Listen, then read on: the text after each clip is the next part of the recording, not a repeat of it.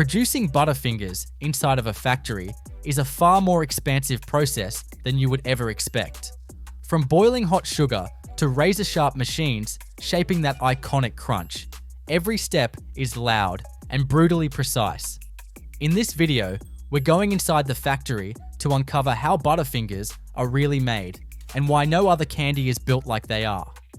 The industrial production of Butterfinger candy bars begins with a meticulous foundation rooted in ingredient selection, bulk storage logistics, and precision heating processes that set the stage for its signature crispy texture.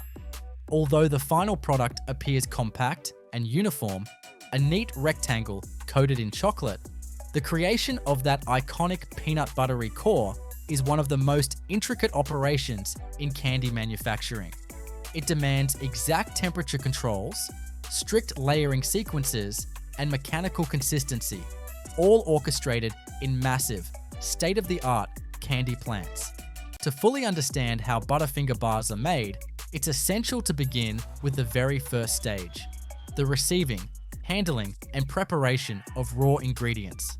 The process starts at the factory intake bay, where key dry and liquid ingredients are delivered by a combination of tanker trucks and palletized bulk bags. The primary dry ingredients used in the Butterfinger base include granulated sugar, cornflakes or a similar crisped cereal base, and a specially formulated peanut butter compound. On the liquid side, glucose syrup, invert sugar, and oil-based flavoring agents are delivered in stainless steel tankers and unloaded into sealed holding tanks. Before anything is approved for use on the production floor, each batch is subjected to a thorough inspection and testing procedure by in-house quality assurance technicians. Dry ingredients such as sugar and cereal base are offloaded from super sacks into hopper systems connected to enclosed pneumatic conveyors. These conveyors transfer the ingredients directly into gravity-fed storage silos or intermediate feed bins. These bins are fitted with level sensors, HEPA air filtration units, and vibration agitators to ensure an even flow without bridging or clumping. Each ingredient is tagged and catalogued digitally so that it can be traced to every batch of Butterfinger that it contributes to. The peanut butter used in Butterfinger bars is no ordinary peanut butter. It's a specially engineered blend with reduced moisture and a higher oil content to enhance both texture and shelf stability. This peanut butter arrives in heated bulk containers to keep it fluid. Once inside the factory, it's transferred through heated jacketed piping systems directly to holding kettles located near the forming area. Each kettle is equipped with agitators that keep the peanut butter homogenized and prevent separation. Before the bar's layered core can be formed, the manufacturing line must prepare a brittle-like sugar mixture. This is not a standard caramel or toffee base. It's a unique cooked sugar blend designed to shatter and flake when bitten, giving Butterfinger its crunchy, crumbly texture. This mixture begins with large volume stainless steel batch kettles, each capable of holding several hundred kilograms of ingredients. These kettles are heated via indirect steam jackets to prevent scorching and are controlled using a feedback loop from temperature probes inserted into the syrup mass. The sugar, glucose syrup, and invert sugar are combined with water in precise ratios and heated to between 140 degrees Celsius and 150 degrees Celsius. The goal is to reach the hard crack stage, where the sugar structure will set into a brittle matrix upon cooling. This requires not only close temperature control, but also careful moisture reduction. Ventilation hoods above the kettles capture the escaping steam, and vacuum systems may be applied during certain stages to lower the boiling point and avoid degradation of flavor compounds. While the sugar mass is heating, the peanut butter compound is maintained in its own heated holding tanks at a much lower temperature, usually between 40 degrees Celsius and 50 degrees Celsius, just warm enough to remain pourable without damaging the peanut proteins or altering the flavor profile. The key to Butterfinger's flaked interior is a rapid layering of the hot sugar syrup, with thin sheets of warm peanut butter, folded together and manipulated into a stratified structure that can later be sliced and enrobed. This layering process takes place on a specialized lamination belt, an integral part of the candy bar's forming line. The hot-cooked sugar mass is poured onto a preheated steel belt, where it is quickly spread into a thin, consistent sheet using a series of angled metal doctor blades. The belt itself is temperature controlled using embedded fluid channels that keep its surface within a narrow range to prevent premature setting or stickiness. Once the sugar layer is established, a series of nozzles applies an even coating of the peanut butter mixture over the top. A second hot sugar layer is then deposited on top of the peanut butter, followed by another peanut butter application, and so on. This alternating deposition of hot sugar and peanut butter happens 5 to 7 times, depending on the target thickness and structure of the final bar. The layering speed, nozzle pressure, and belt velocity are all precisely synchronized using programmable logic controllers. At this point, the laminated sheet, now composed of multiple brittle and buttery layers, is still malleable, but rapidly approaching a critical setting phase. To prepare it for slicing, the sheet must be cooled uniformly without developing internal stress fractures.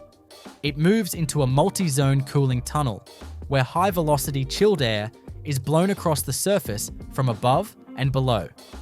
The cooling tunnel is divided into segments, each with its own thermostat and airflow control, allowing the sheet to cool gradually from around 90 degrees Celsius to below 30 degrees Celsius without warping or cracking. Once the temperature reaches the ideal range, the layered sheet exits the cooling tunnel and is conveyed toward the guillotine slicer. Before slicing, the sheet is scanned by infrared thermography to ensure consistent surface temperature. Any hotspots or inconsistencies trigger automatic adjustments in airflow within the cooling tunnel to correct the anomaly. A vision system equipped with edge detection software also checks the sheet's width, ensuring that every cut will yield a bar of proper dimensions. The guillotine slicer itself is a high-speed, servo-driven blade capable of making dozens of precise cuts per minute. Each pass of the blade produces an individual Butterfinger core, roughly the length and width of the final product, but without its chocolate coating. These cores are immediately transferred to a staging conveyor with narrow lanes, where robotic arms or mechanical pushers align the bars into rows in preparation for chocolate enrobing. At this stage, the unmistakable aroma of Butterfinger begins to permeate the air. A combination of toasted sugar, roasted peanut oil, and a hint of buttery vanilla from the flavoring compounds added earlier. The cores have developed their signature crispness and internal flake structure, though they are still fragile and must be handled with care. The conveyors use food-safe urethane belts and employ shock-absorbing dampeners to prevent jostling or chipping of the brittle bars as they move toward the chocolate coating area. Before enrobing begins, the chocolate coating must be prepared and tempered. This process, which involves heating and cooling the chocolate through a specific temperature curve, ensures that the cocoa butter within the chocolate forms stable crystals, giving the finished coating a shiny appearance and a firm snap.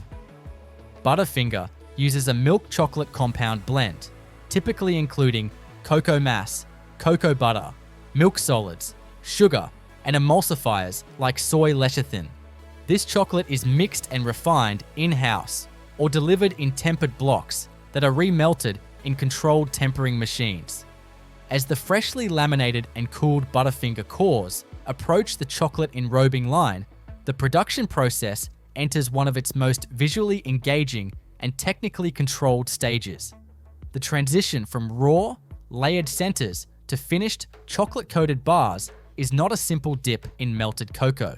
It's an orchestrated sequence of temperature regulation, airflow management, and mechanical precision that ensures each bar emerges with a uniform appearance, texture, and mouthfeel.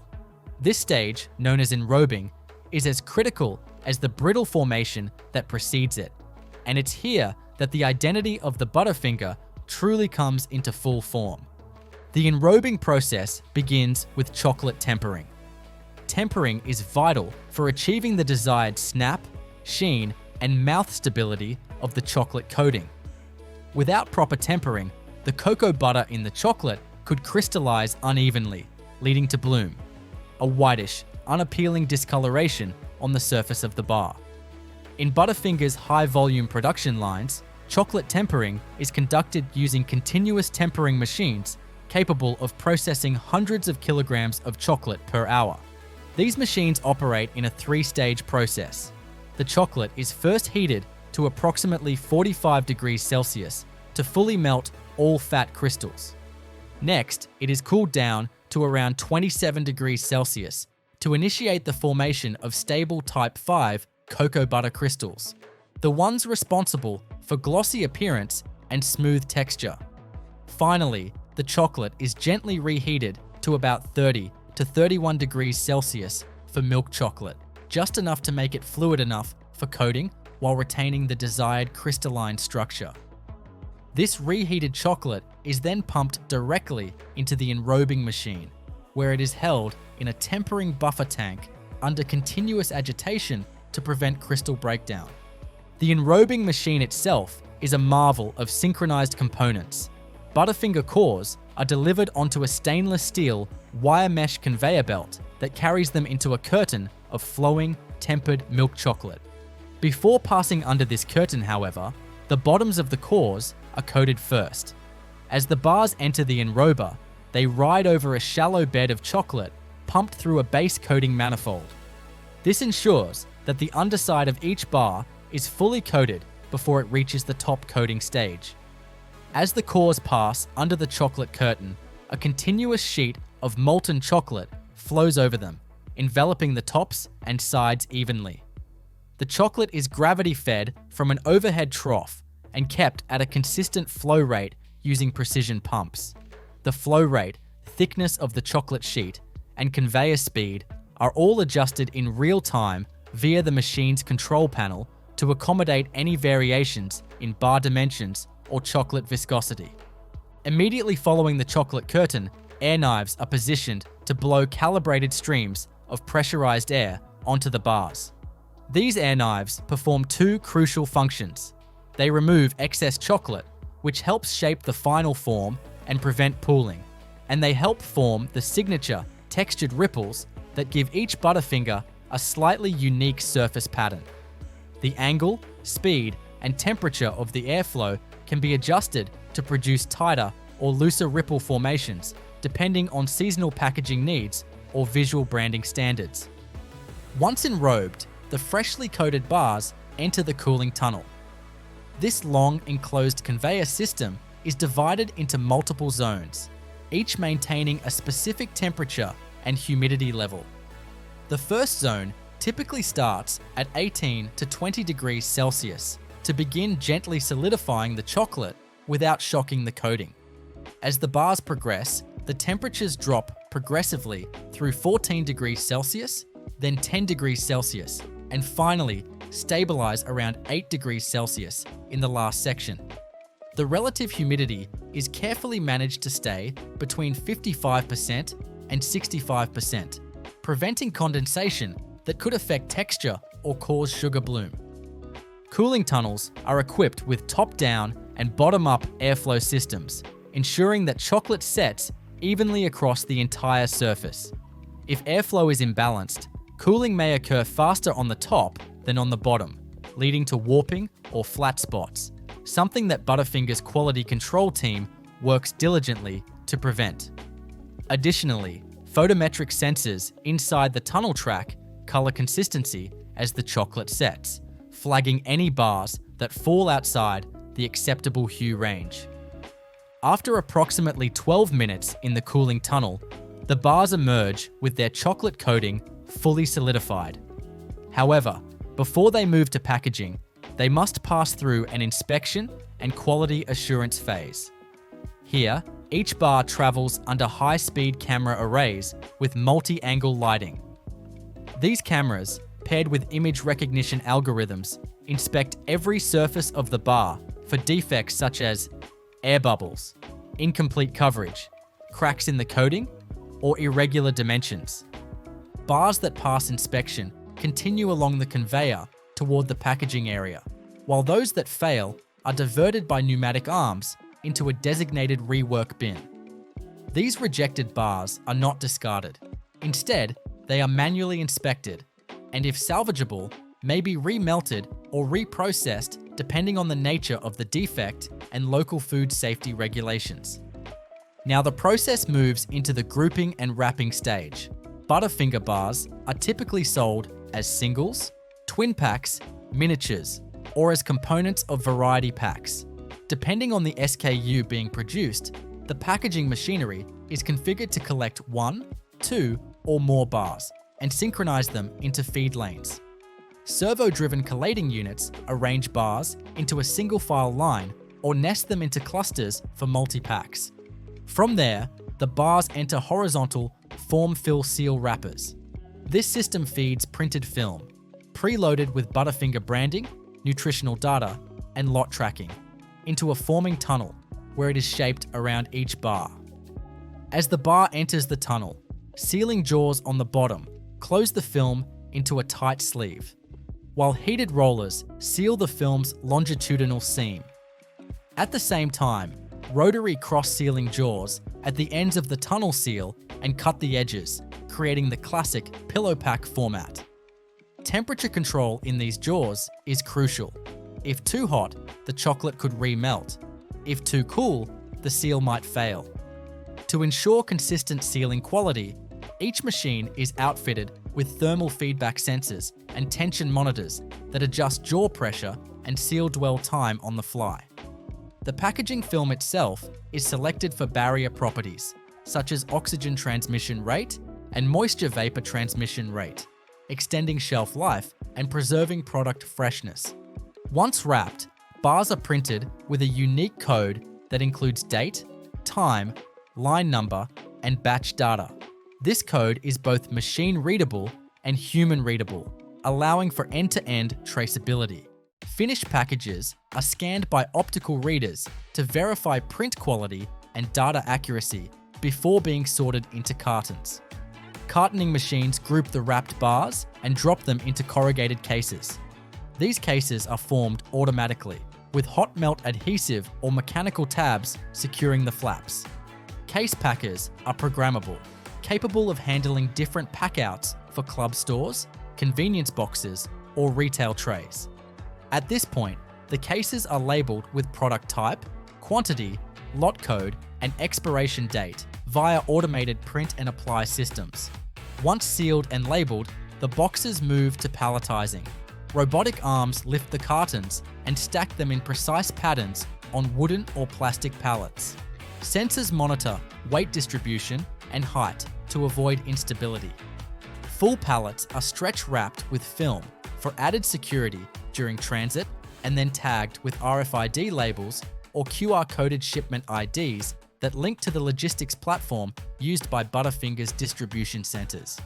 All this data, batch details, inspection reports, equipment logs, production line performance, is fed back into the central manufacturing execution system. Here, operations managers and food scientists analyze the output daily, looking for trends, inefficiencies, or patterns in product quality. If a batch exhibits even a slightly higher than normal rejection rate, a root cause analysis is automatically initiated. This commitment to data-driven decision-making ensures that every bar meets Butterfinger's high standard, not only in taste and texture, but also in durability, packaging integrity, and shelf stability. Having now completed the stages of core formation, chocolate enrobing, cooling, inspection, and packaging, the Butterfinger bar is just about ready to leave the factory. But beyond these visible processes lie equally crucial steps in distribution, warehousing, seasonal product variation, and international adaptation that ensure these iconic bars are available consistently, worldwide, with the same flaky crunch and familiar snap every time. Those final components, from logistics to innovation, are what we'll explore next. Once Butterfinger bars are packed, sealed, and palletized at the end of the production line, the focus shifts toward the broader logistical ecosystem that ensures these chocolate-coated confections reach retailers, vending machines, convenience stores, and online fulfillment centers across the globe. This phase of the factory-controlled process, distribution, and post-production storage is not merely about shipping. It's a rigorously organized extension of manufacturing, where freshness, structural integrity, and inventory synchronization must be maintained at scale. Every Butterfinger bar leaving the factory still operates within a meticulously timed and temperature-managed system designed to uphold brand quality until the moment of consumption. The journey begins at the factory's finished goods staging area. Here, robotic forklifts or human-operated pallet jacks move completed pallets of Butterfinger cartons into climate-controlled storage bays, often referred to as cold dock zones. These areas are maintained at a stable temperature between 16 and 20 degrees Celsius, with relative humidity levels carefully monitored to remain under 60%. This climate window is not arbitrary. It's optimized to preserve the structural snap of the chocolate and prevent the peanut butter core from softening or absorbing atmospheric moisture. Each pallet has an RFID tag or barcode linked to an enterprise resource planning system that coordinates shipping schedules based on distribution center inventory levels, retail demand forecasts, and route optimization models. This system is integrated with dynamic inventory tracking tools that allow Butterfinger's parent company to match real-time sales data from retailers to production batches at the factory. This ensures efficient stock rotation, reduces the risk of expired inventory, and supports just-in-time fulfillment models. When a truckload is scheduled for departure, pallets are loaded into temperature-controlled trailers equipped with real-time GPS and thermal monitoring units.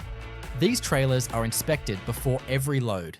Floors are swept clean of debris, temperature calibration is verified against factory sensors, and data logging equipment is synced to the factory's outbound logistics system. If a trailer registers even minor temperature deviations during its last route, it is flagged for maintenance or reassigned to less heat-sensitive products. This diligence ensures Butterfinger bars retain their textural integrity even on long-haul routes during hot seasons. Once the pallets arrive at one of several regional distribution centers, the products undergo a second layer of intake checks. Warehousing staff scan and reconcile RFID tags to verify shipment accuracy. Pallets are then staged by batch, expiration date, and destination type, whether grocery chains, convenience stores, vending suppliers, or e-commerce fulfillment partners. These distribution centers operate with tight rotation systems. No bar should remain in the warehouse for more than a few weeks, with peak freshness typically aligned with in-store display timelines. Butterfinger's central warehouse control system also interfaces with major retailers through electronic data interchange systems. These systems automatically transmit stock levels, scan rates, and reorder points, prompting the ERP to signal the production plant to increase output when certain sales thresholds are crossed. This feedback loop effectively creates a live bridge between manufacturing and market demand, minimizing surplus while keeping shelves full. But supply logistics is only one side of the post-production equation. The other critical piece lies in Butterfinger's dedicated shelf life stability testing and sensory evaluation labs, typically located on or adjacent to manufacturing sites. Here, finished bars from every production day are stored in controlled chambers that simulate various environmental conditions, ambient temperatures, elevated humidity, shipping stress, even light exposure. Technicians remove samples at set intervals and test for changes in moisture content, brittleness, chocolate bloom, and flavor degradation. These tests are both instrumental and sensory. Moisture meters and gas chromatography tools measure internal water activity and detect off-volatile compounds that can signal early spoilage or staleness. At the same time, trained sensory panels bite into control and age samples, scoring them on aroma, texture, flake behavior, and chocolate snap. If a specific batch shows faster than average degradation, root cause analysis is triggered to determine if a shift occurred in chocolate tempering, core cook temperature, or storage conditions. These learnings are funneled back to production engineering teams to fine-tune future runs.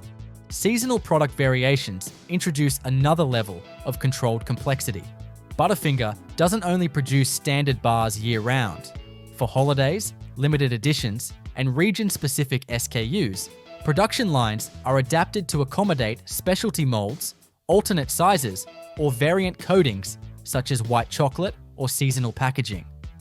For instance, Halloween Butterfinger skulls require the brittle core to be compressed and deposited into custom 3D molds before being enrobed and wrapped in uniquely printed films.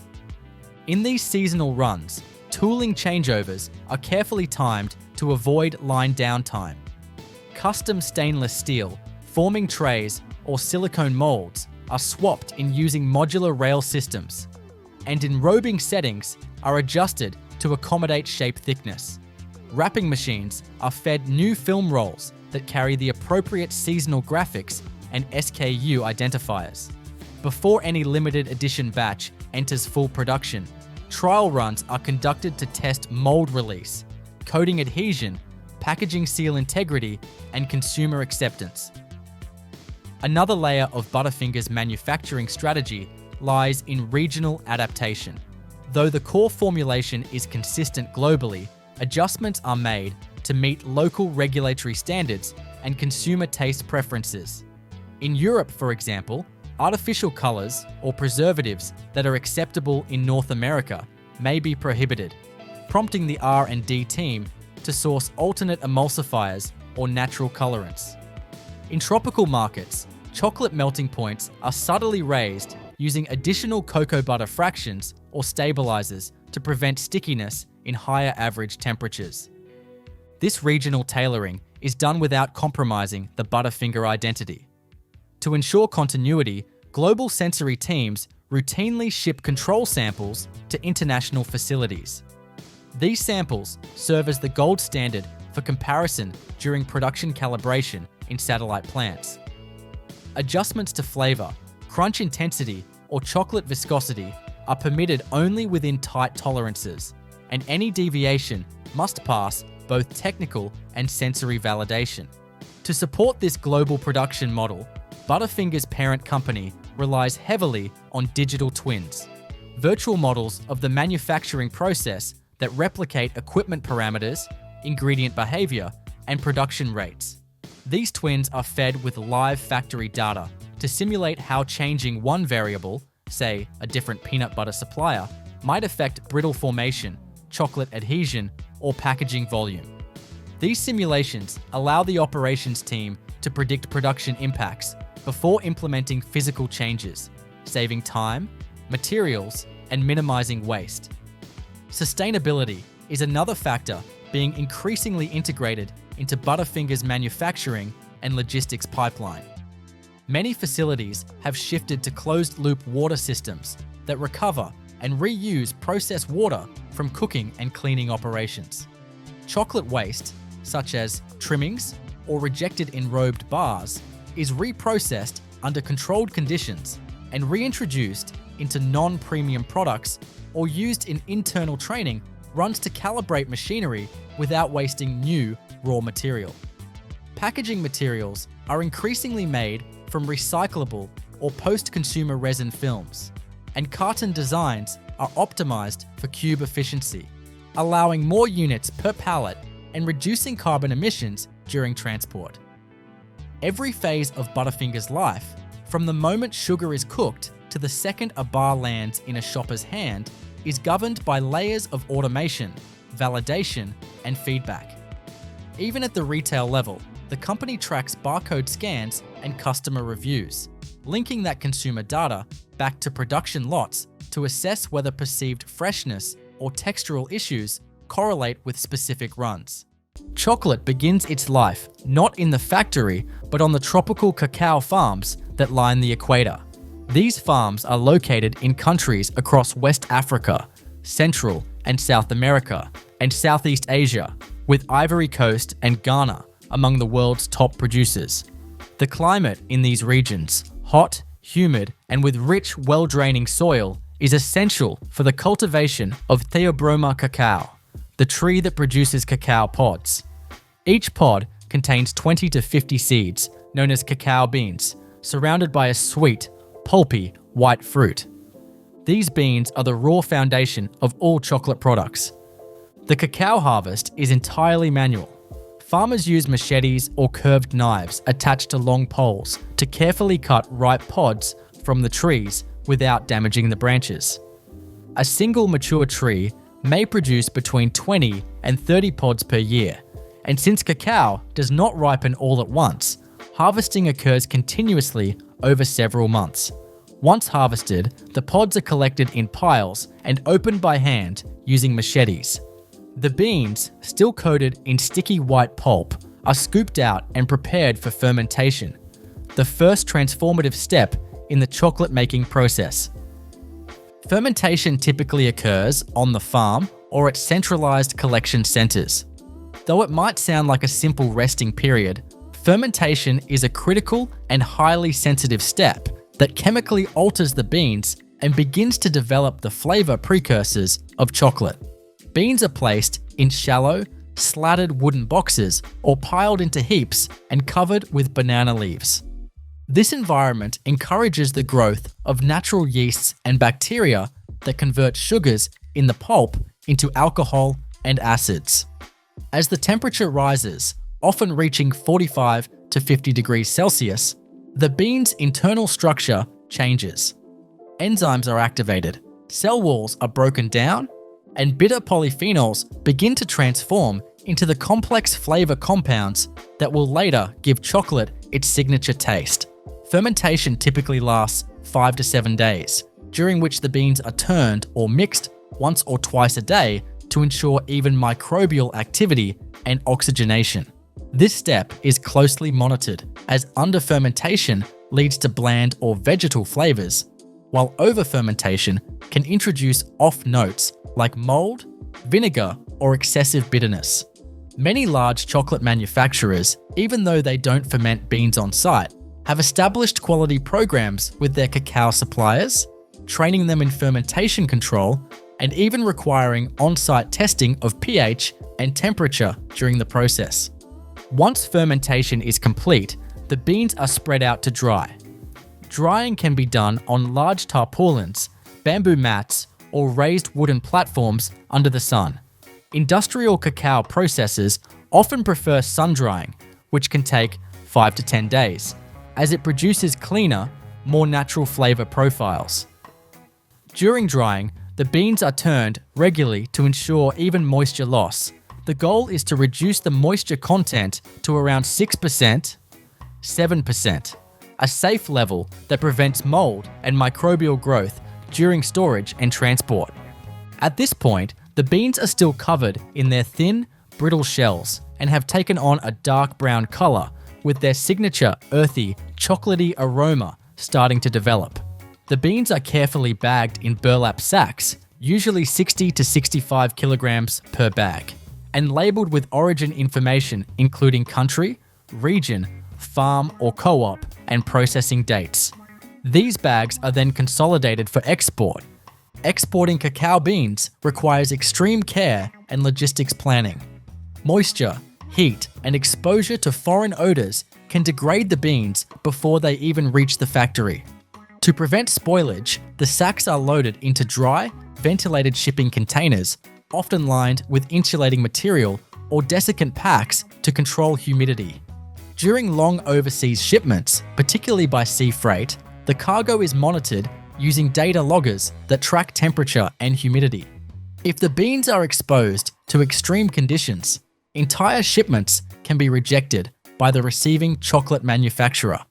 When the beans arrive at the chocolate factory, usually located in Europe, North America, or Asia, they undergo a rigorous intake and inspection process.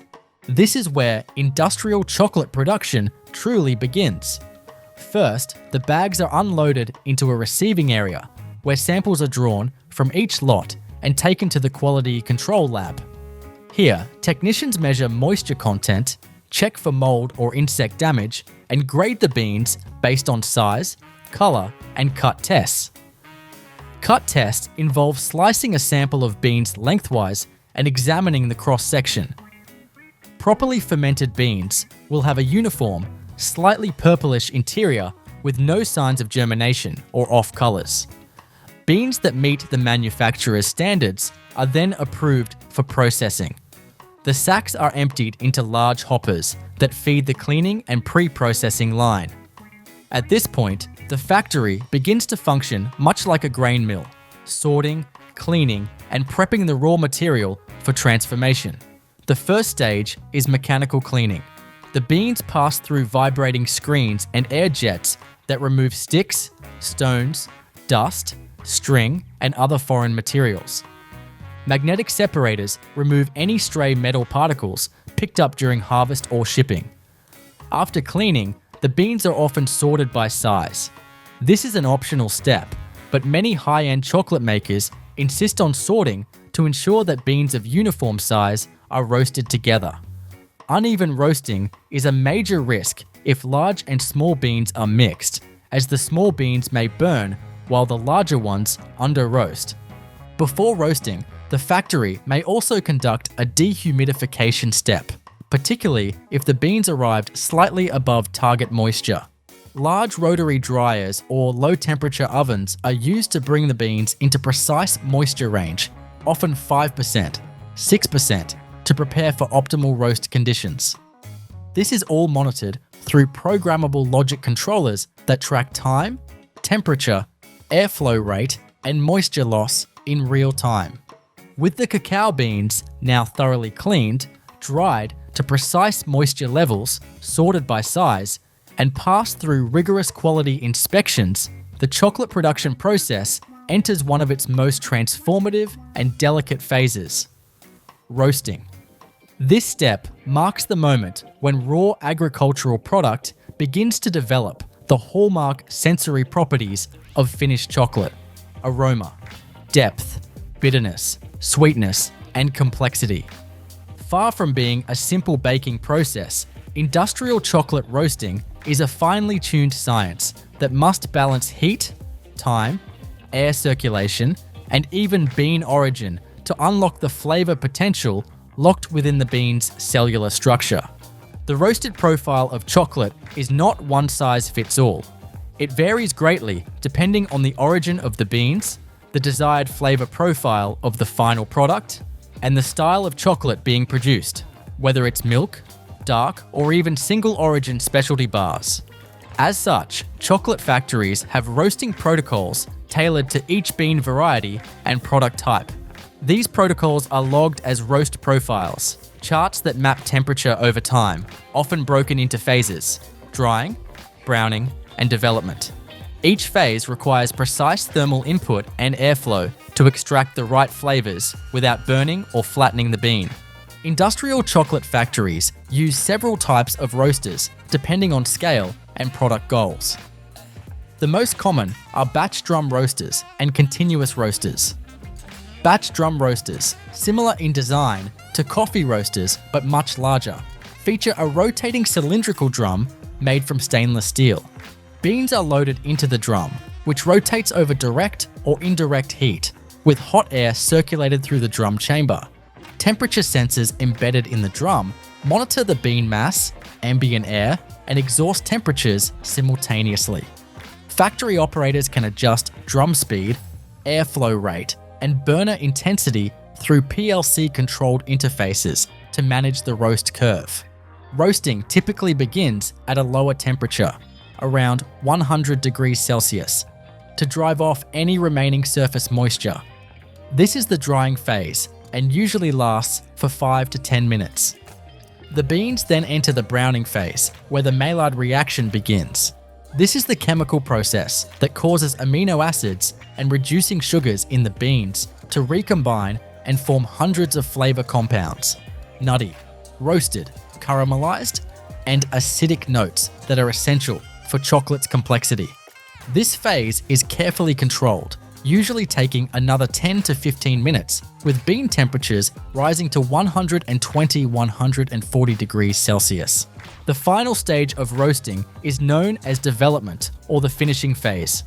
Here, the beans are brought to their final internal temperature, typically between 135 degrees Celsius and 150 degrees Celsius, depending on the desired flavor profile. This phase is brief, often just 2 to 5 minutes, but it's critically important. Too little development, and the flavor may be grassy or underwhelming. Too much, and the chocolate may taste burnt, acrid, or flat. Advanced factories use real-time infrared cameras and bean temperature probes to monitor this phase with incredible accuracy, sometimes recording temperatures at 1-second intervals. After roasting, the beans must be cooled quickly to halt the cooking process. This is usually achieved in a dedicated cooling drum or tray system, where ambient or chilled air is blown across the beans using high-speed fans. Cooling not only stops the roast, but it also firms up the bean shell and prevents steam buildup, which could cause condensation or spoilage during storage. At this point, the beans are dark brown, fragrant, and brittle, but they still contain their outer shells, a thin, papery husk that must be removed to access the valuable interior, the cacao nib. The next phase is known as winnowing.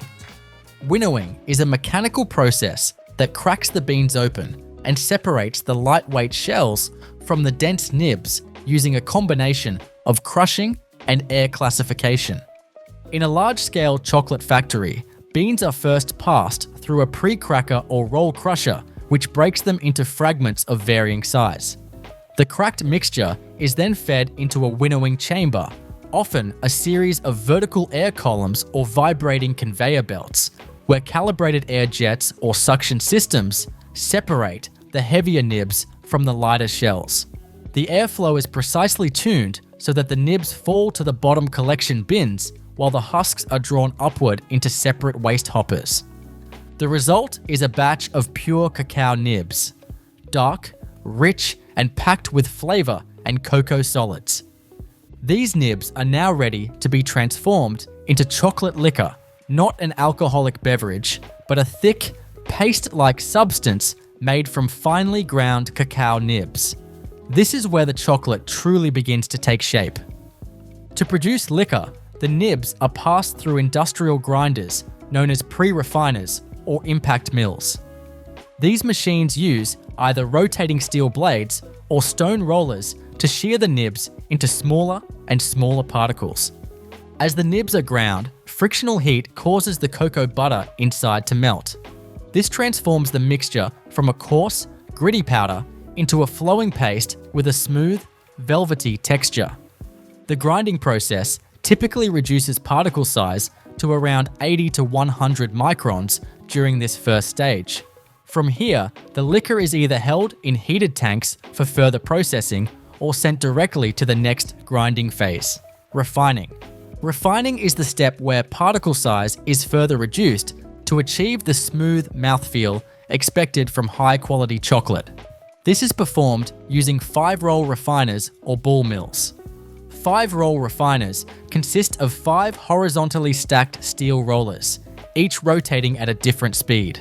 The chocolate liquor is fed into the gap between the rollers, which progressively shear the particles down to between 15 and 25 microns. At this size, individual cocoa and sugar particles are too small for the tongue to detect, giving chocolate its creamy texture. In factories producing sweetened chocolate, sugar is added during this refining phase. The sugar, already pre-milled to ensure consistent granule size, is blended with the chocolate liquor to form what's called a chocolate crumb.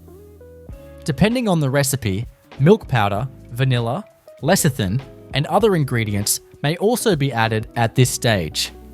These additions are carefully weighed and dosed using automated batching systems, which ensure that every batch conforms to a master formulation. After refining, the chocolate mass still feels dry and powdery. to turn it into a cohesive, pourable liquid with a smooth finish and stable flavor. It must undergo conching, a prolonged mixing and aeration process that can last anywhere from several hours to multiple days. Conching takes place in large heated vessels fitted with rotary arms or heavy granite rollers. The goal of conching is threefold: to develop flavor by oxidizing volatile acids, to smooth texture by distributing fat uniformly, and to improve viscosity by reducing moisture and undesirable compounds. The conching process is controlled in phases: dry conching, where the paste is crumbly and thick; plastic conching, where it softens and flows; and liquid conching, where the mass becomes fully fluid. Each conching profile is custom tailored to the specific chocolate type being produced. Milk chocolate, for instance, requires longer conching to balance milk solids and sugars, while high percentage dark chocolate may be conched shorter to retain more of its natural acidity and origin flavor. Throughout conching, temperature, shear force, and oxygen flow are all regulated. Some factories utilize closed-loop conchers with nitrogen blanketing to reduce oxidation, while others incorporate vacuum systems to pull out undesirable volatile compounds. This stage is monitored using inline viscometers and gas sensors, ensuring consistent output from batch to batch. At this point in the process, the chocolate mixture has reached a smooth, glossy, and richly aromatic state. It flows as a thick liquid, its flavors matured and balanced from hours of careful mixing, grinding, and aeration. The next phase transforms that liquid mass into a finished, stable form suitable for packaging and distribution. This involves cooling and crystallizing the cocoa butter within the mixture in a very specific way, a stage that requires precision and control over time, temperature, and movement. The goal here is to encourage the formation of the right type of crystal structure in the cocoa butter. Cocoa butter can solidify into several different crystalline forms, but only one of them results in a final product that has a smooth surface, sharp snap, resistance to melting in the hand, and a stable shelf life. To achieve this, the entire mass must be carefully tempered. Tempering is carried out in machines built for continuous flow and temperature control. These tempering units begin by first heating the mixture slightly above the melting point of all crystal forms, typically around 45 degrees Celsius. This ensures that any existing crystal structures are completely melted away. The liquid is then cooled gradually, usually to somewhere between 26 degrees Celsius and 28 degrees Celsius, depending on the specific type being produced. During this cooling, movement is maintained through stirring blades and flow channels, allowing the desired type of stable crystal to begin forming. Once enough of these seeds have developed, the mixture is gently reheated to a precise finishing temperature, usually just under 32 degrees Celsius. This final temperature is critical. It allows the seeded crystals to remain while eliminating the unstable forms that would cause bloom or textural issues later on. The flow, agitation, and temperature must be maintained within a very tight range. Modern tempering equipment uses inline sensors and feedback control loops to monitor these values in real time, ensuring the product is correctly tempered before it moves into the next station. From here, the tempered liquid is conveyed to the molding lines. These are high-speed, fully automated systems designed to pour precise volumes into molds of various sizes and shapes. The molds themselves are preheated slightly to prevent premature setting and ensure even flow. As the mixture is deposited into each cavity, vibratory tables shake the molds to remove any trapped air bubbles and ensure a perfectly even distribution. Once filled and vibrated, the molds are sent through long cooling tunnels. These enclosed, refrigerated belt systems gradually reduce the temperature in controlled stages, allowing the internal structure to set without cracking or warping. The airflow, tunnel speed, and humidity are all precisely calibrated to avoid moisture condensation on the surface, which could lead to dull or sticky finishes. Once cooled and fully solidified, the bars or shapes are released from the molds using a combination of mechanical pushes and short bursts of air. The finished items are then transferred onto conveyors that lead to the inspection zone.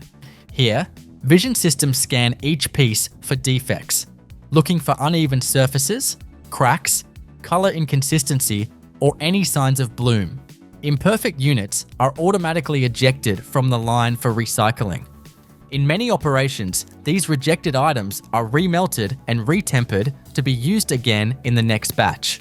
From this point, the finished product moves toward wrapping and packaging.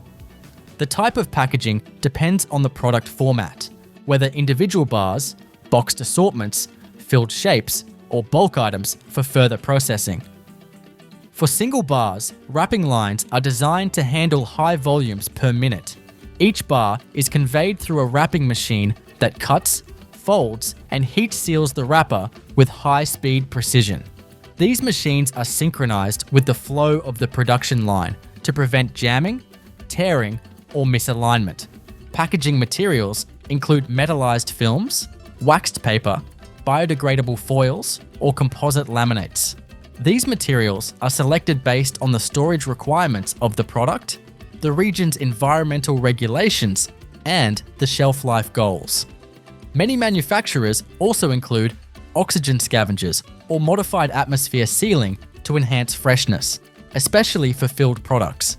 After wrapping, individual bars or pieces are grouped into larger cartons or boxes by pick-and-place robotics. These machines identify product orientation, pick them up using suction or mechanical fingers, and place them into retail boxes, display trays, or bulk cases. The outer cartons are sealed, labeled, and passed through final quality control scanners that confirm weight, barcode accuracy, and expiration coding. Palletizing comes next. Stacked and secured cartons are placed onto shipping pallets according to loading patterns that maximize space efficiency and minimize stress on the bottom layers. Pallets are shrink-wrapped using rotating arms or heat tunnels, and then labeled with shipping codes, batch numbers, and destination data. The entire production record for each batch is digitally logged in the factory's quality control database. This includes source information for the raw ingredients, roasting and grinding parameters, conching durations, tempering temperatures, molding timestamps, and final inspection results. Should any issue arise downstream in distribution or retail, the system allows full traceability back to the moment each unit was created. Finished pallets are moved to climate-controlled storage zones. These warehouse areas are kept at stable temperatures, generally between 16 degrees Celsius and 20 degrees Celsius, to prevent melting, blooming, or flavor degradation. Humidity is also controlled, often under 60%, to protect the product and packaging integrity. Some products are stored under specific lighting conditions to prevent discoloration, particularly white and milk varieties that are more sensitive to UV exposure. Finally, shipments are released according to production schedules aligned with distribution needs. Orders are grouped by destination region, retailer, or distributor and loaded into trucks, shipping containers, or cargo planes. Temperature data loggers may be placed inside shipments to confirm that climate conditions remain within acceptable limits throughout transport. Though the product has now left the facility, its connection to the factory process is never lost. Retail complaints, test results, or customer feedback can all be traced back to the specific day, shift, and equipment used. Manufacturers regularly run shelf life simulations, flavor degradation tests, and mechanical stress analyses on packaged goods to validate the effectiveness of the process long after the final product leaves the line. Every stage, from raw bean to packaged bar, is designed not just for efficiency, but for repeatability and control. Factories producing chocolate operate like laboratories with strict protocols, while still honoring the craft behind each ingredient's transformation. This combination of technical discipline and sensory artistry is what makes industrial chocolate manufacturing one of the most exacting and fascinating operations in the global food industry. Once the finished chocolate leaves the factory, perfectly tempered, molded, cooled, and sealed in its final packaging, the industrial process doesn't come to a halt. A crucial final phase still unfolds, one that ensures the product not only reaches shelves in perfect condition, but also maintains its quality and integrity through transportation, storage, retail display, and eventual consumption. This extended phase is managed through sophisticated logistics, environmental monitoring, supply chain coordination, and continuous quality assurance practices. While this may seem like the back end of production, it is deeply integrated into how chocolate is made and maintained on a global scale.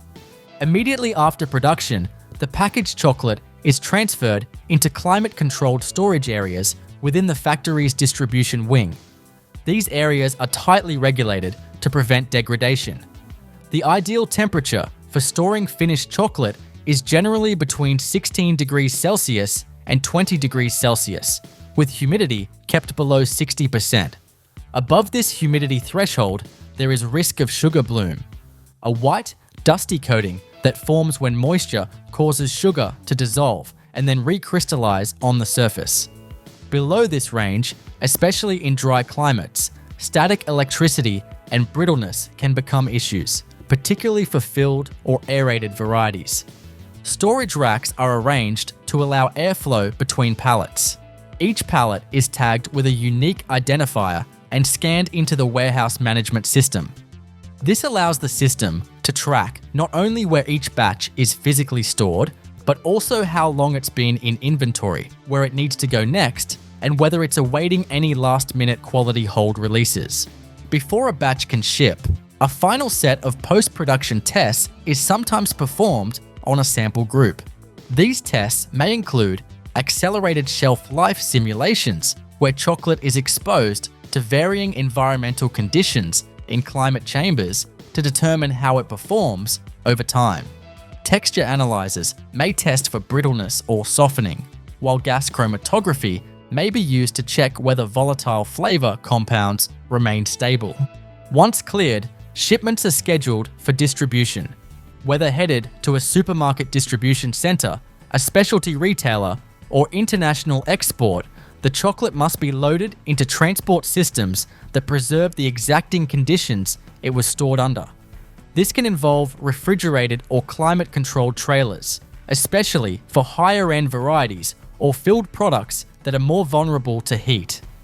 During warmer seasons, some companies delay shipments until nightfall or equip their pallets with insulation wraps to preserve temperature during brief exposure windows.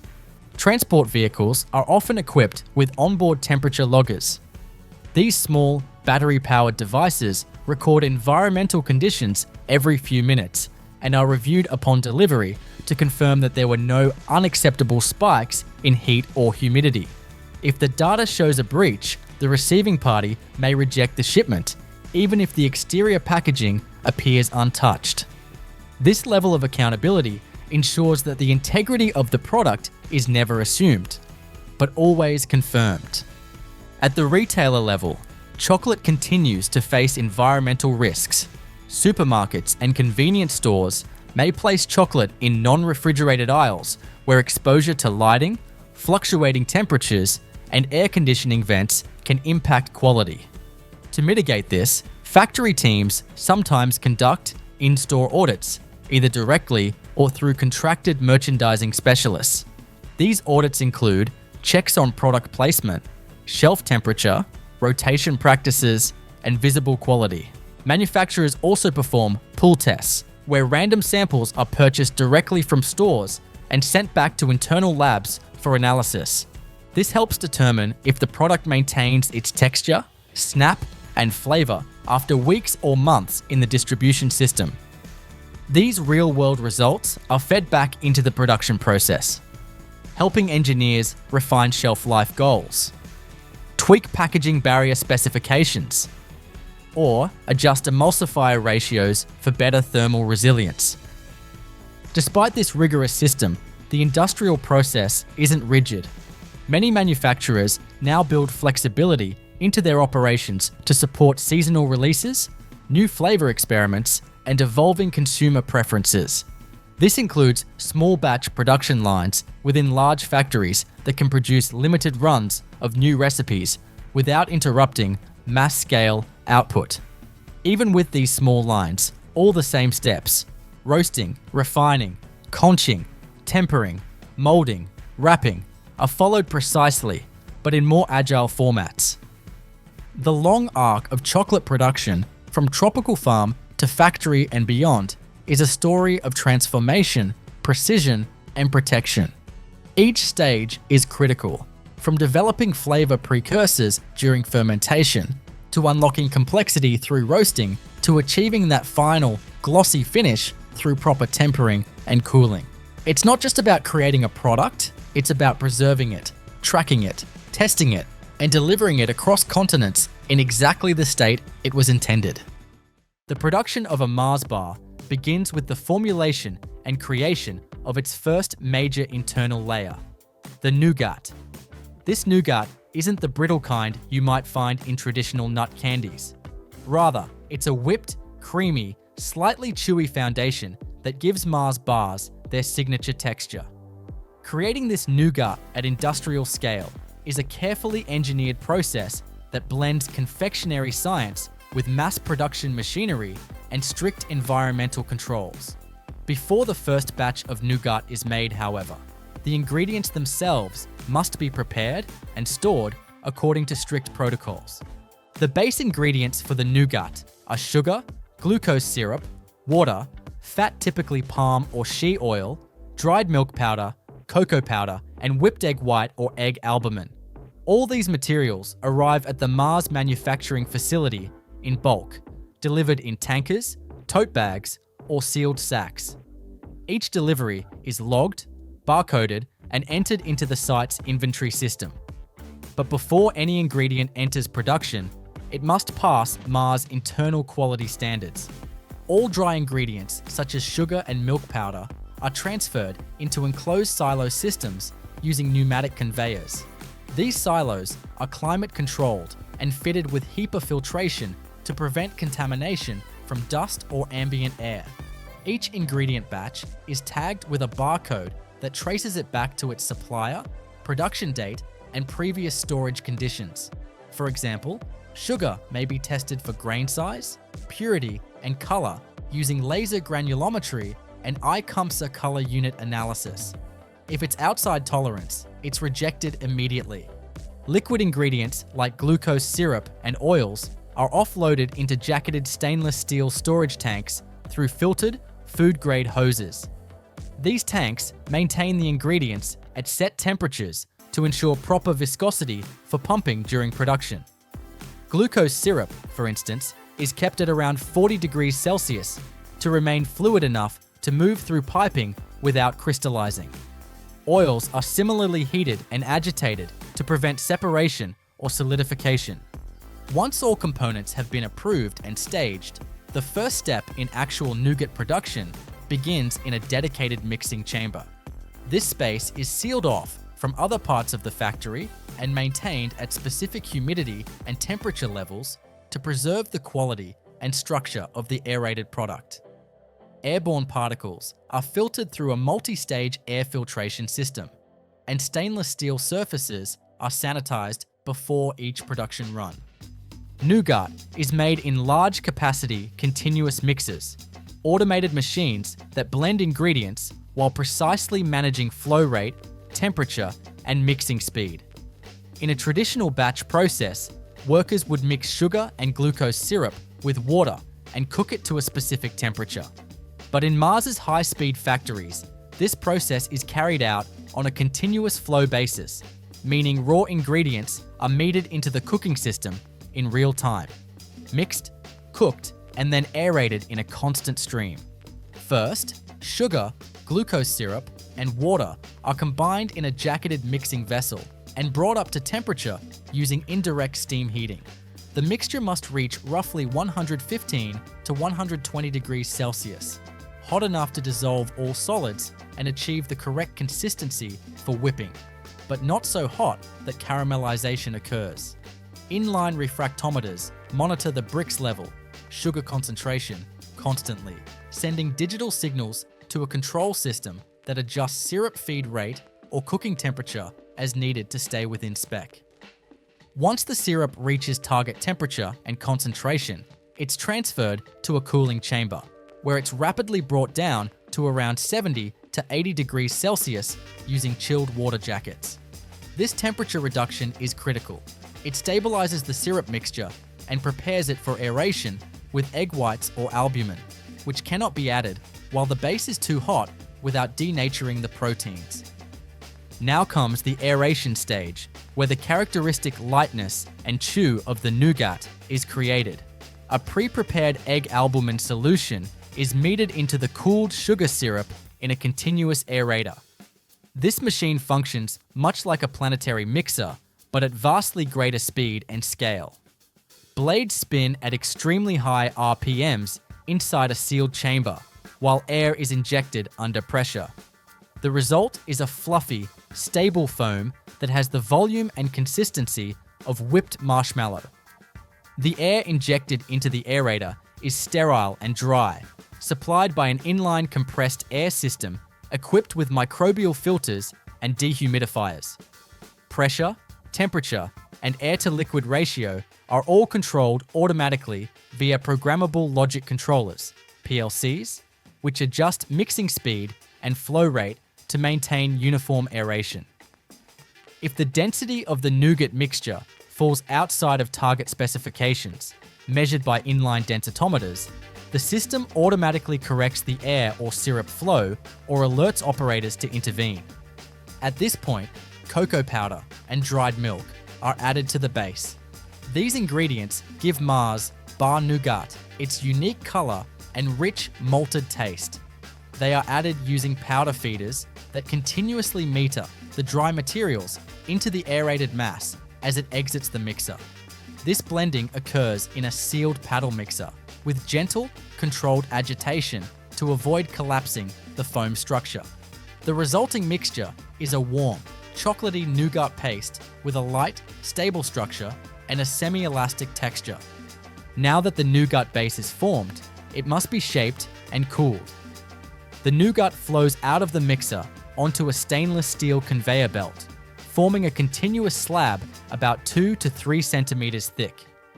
This slab passes through a chilling tunnel, where it is gradually cooled from around 60 degrees Celsius to just below ambient temperature. The tunnel uses recirculated cold air, zoned in multiple sections, to cool the nougat evenly without inducing condensation or hardening the outer surface too quickly. As the slab exits the chilling tunnel, it enters a cutting station. Rotary guillotine knives, synchronized with the belt speed, slice the slab crosswise into narrow ribbons, each of which will become the base layer of a Mars bar. These ribbons are then cut lengthwise by inline blades or ultrasonic cutters, creating rectangular nougat centers of uniform size. Every bar section is scanned by vision systems to check for dimensional consistency, length, width, and height, with auto-reject mechanisms removing any pieces that fall outside tolerance. The formed nougat segments are now ready to receive their second major component, the caramel layer. But before caramel is deposited, the nougat sections are spaced and aligned using lane diverters and product guides, ensuring that each bar proceeds uniformly through the next phase of production. The segments then pass into a buffer zone where their temperature is stabilized to prepare for caramel application.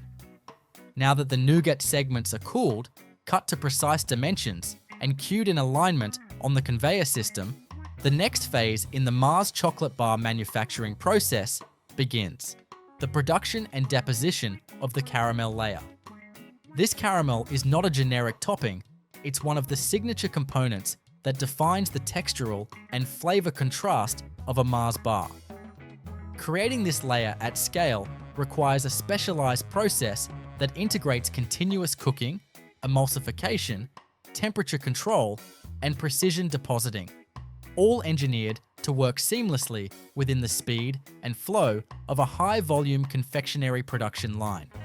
The caramel used in Mars bars is made from a carefully balanced combination of sugar, glucose syrup, sweetened condensed milk or milk solids, and a specific blend of fats and emulsifiers. It's cooked to achieve a particular consistency, not too firm, not too runny, with a creamy chew that holds its shape during wrapping and storage, yet yields easily when bitten into. The production of caramel begins in a dedicated cooking area, separate from the nougat line, but synchronized with it to maintain constant throughput. All ingredients are stored in bulk near the cooking zone.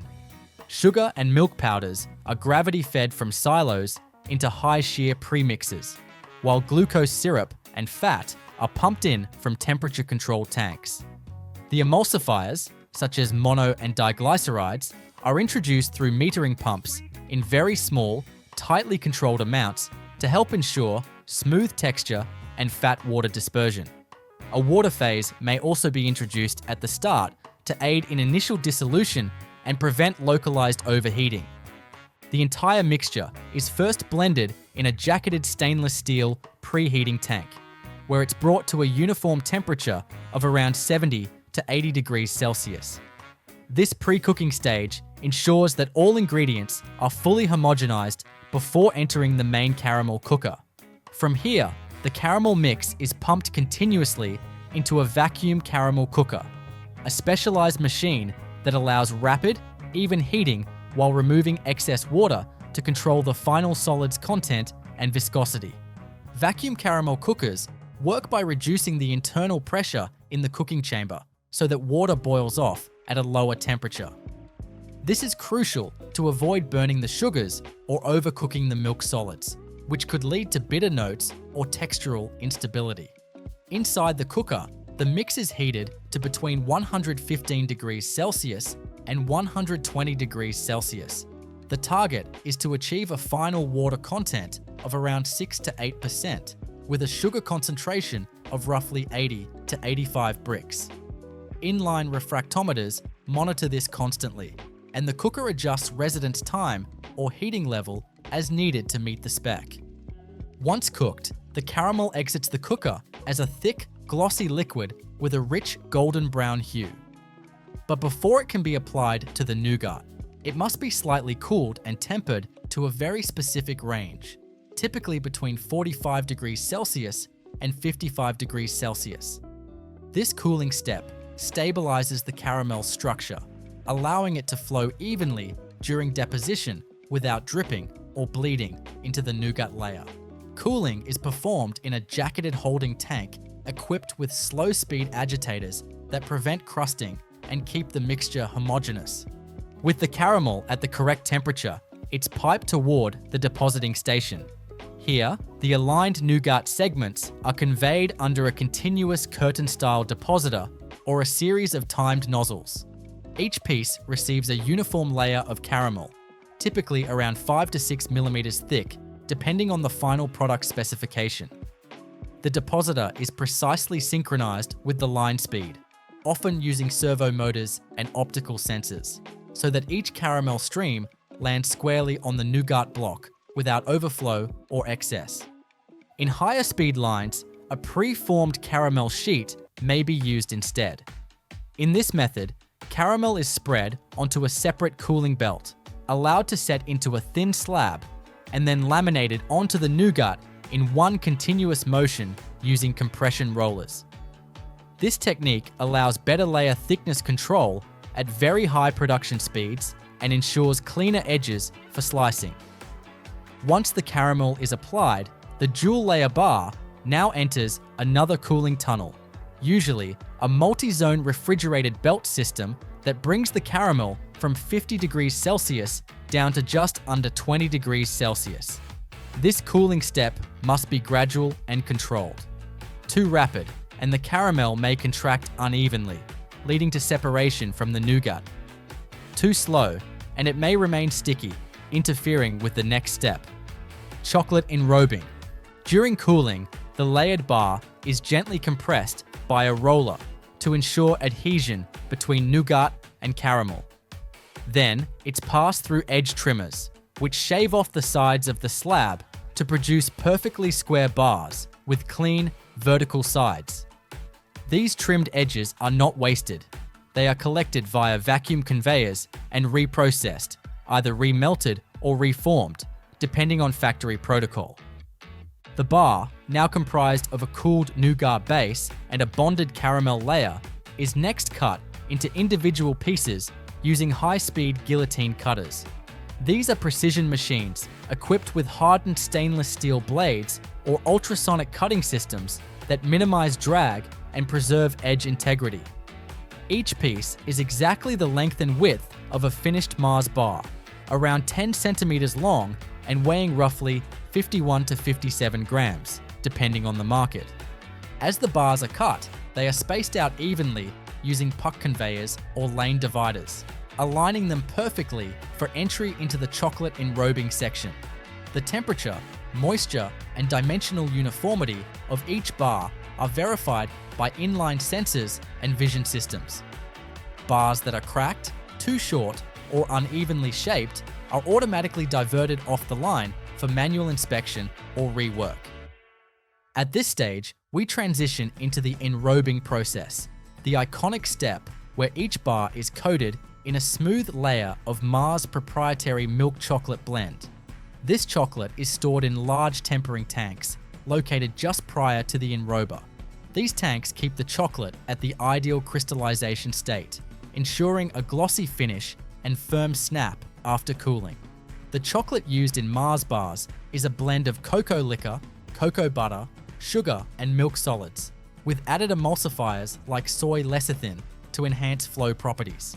The tempered chocolate is pumped into the enrober, which is essentially a tunnel lined with a bottoming section to coat the base of each bar, and a curtain section to drape chocolate over the top and sides. Each Mars bar passes first over a shallow pool of chocolate to coat its underside, then directly beneath a flowing curtain that envelops the rest of the bar. A gentle stream of warm air is directed across the top to remove excess and create a rippled surface texture, a distinctive feature of the Mars bar. After enrobing, the bars are conveyed into the cooling tunnel, an extended refrigerated belt system approximately 20 to 30 meters in length.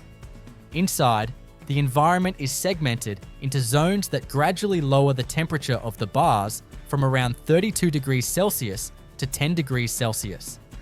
This staged cooling helps the cocoa butter in the chocolate crystallize properly, locking in the sheen and texture while avoiding fat bloom or streaks.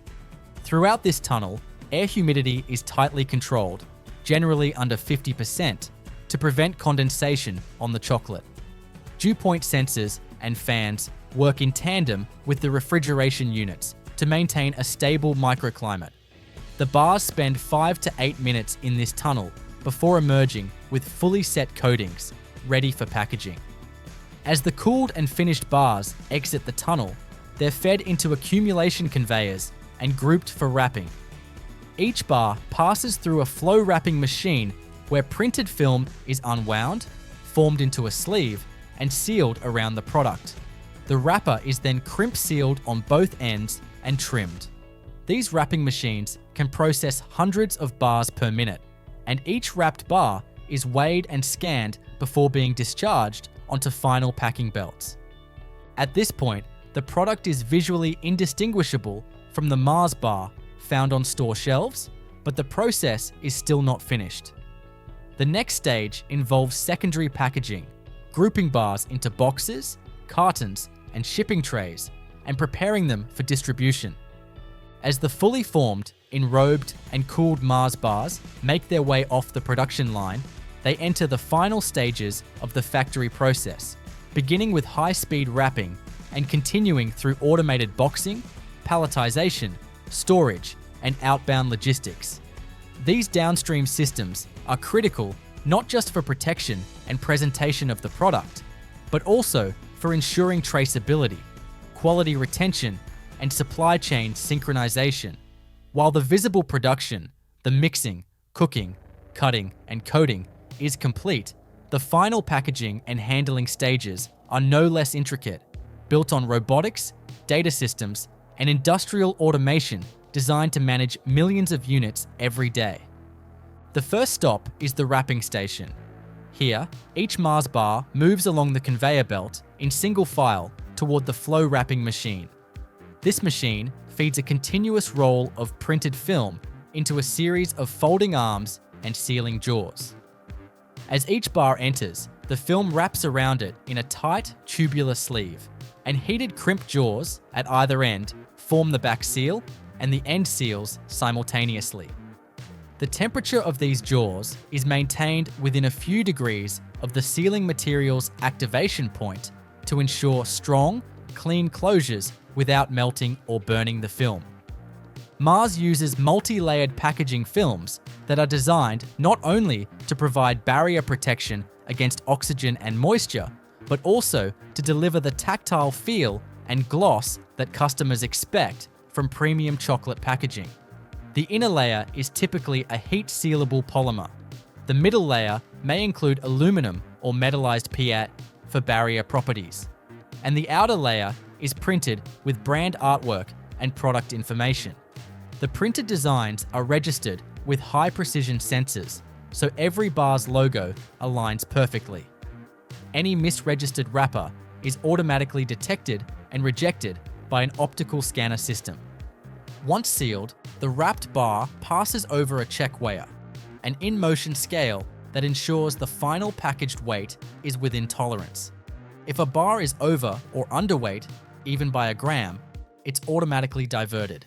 Next, each unit is passed under a metal detector, which checks for any possible foreign objects that could have entered the bar during earlier processing stages. These systems are highly sensitive and calibrated daily with test pieces. Some plants also employ X-ray machines that detect not just metal, but dense, non-metallic contaminants, such as glass or stone. Bars that pass all inspections continue down the conveyor toward the cartoning line.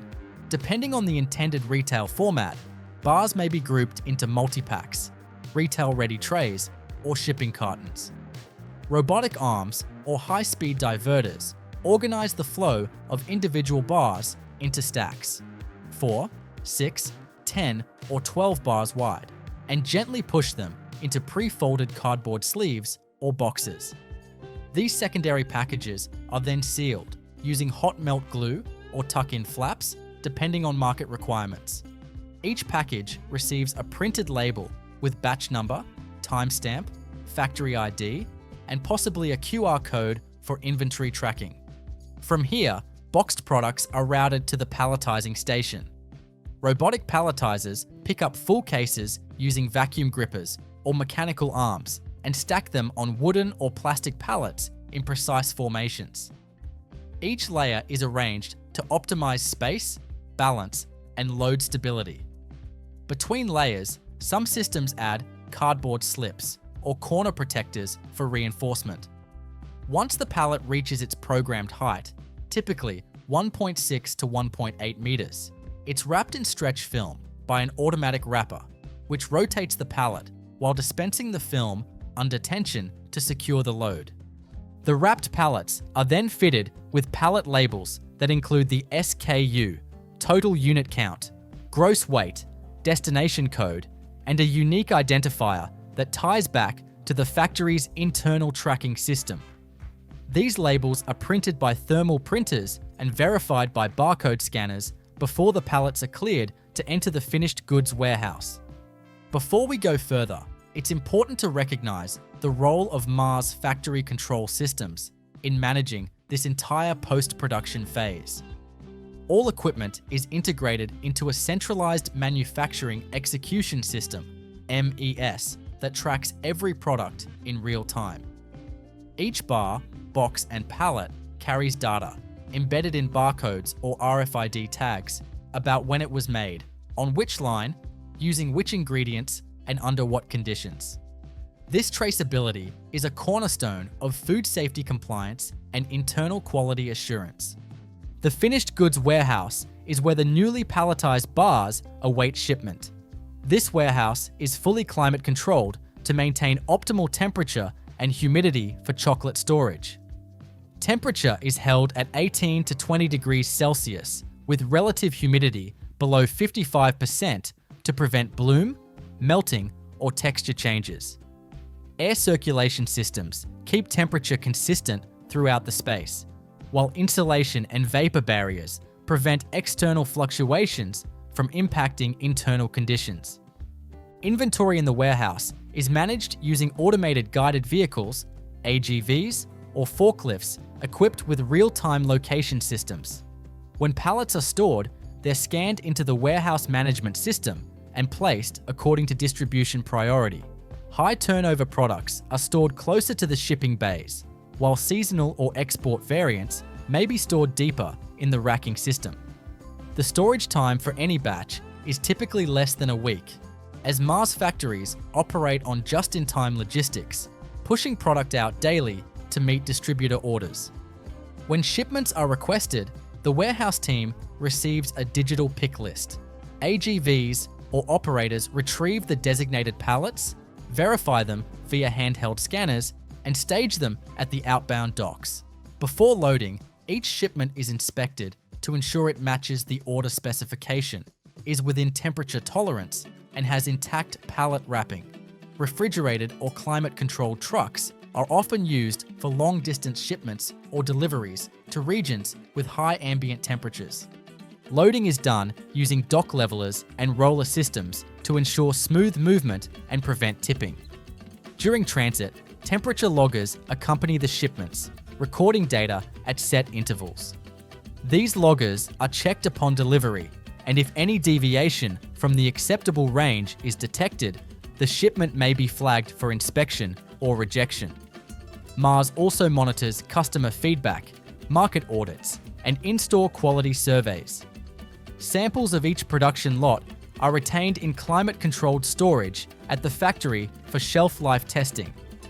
These retained samples are periodically tested for appearance, taste, texture, and microbiological stability over the course of months, ensuring that every production protocol performs as expected long after the product has left the plant. Parallel to all of this is a dedicated quality control laboratory. Here, daily production samples are subjected to physical and chemical analysis. Moisture content, fat content, sugar crystallinity, pH, and emulsion stability are checked using instruments like Carl Fisher titrators, differential scanning calorimeters, and viscometers. Sensory panels trained in Mars' specific flavor and texture profiles evaluate samples for aroma, mouthfeel, and aftertaste. Auditors regularly conduct surprise inspections, testing product against regulatory standards in every region the factory exports to. Some facilities even run accelerated aging chambers, simulating 6 months of shelf life in a few weeks using controlled temperature and humidity cycling. This allows the company to predict how new packaging or ingredient changes may impact long-term stability before releasing them to the market. Within the final layers of Mars' chocolate bar manufacturing process lies an often unseen yet deeply critical infrastructure dedicated to innovation, iteration, and global standardization. While the production lines are optimized for high-speed consistency, behind the scenes, the company operates pilot plants and R&D laboratories, where new formulations, production methods, and equipment calibrations are continuously tested, refined, and validated before they're deployed across global facilities. Every Mars chocolate bar, regardless of where it is produced, in the United States, the United Kingdom, or other licensed manufacturing hubs, must adhere to an extremely narrow window of variation. This means the bars must look, taste, feel, and behave identically, despite being produced in plants thousands of kilometers apart. Achieving this demands extensive process documentation, real-time data comparison, and coordinated updates to recipes and equipment settings across all sites.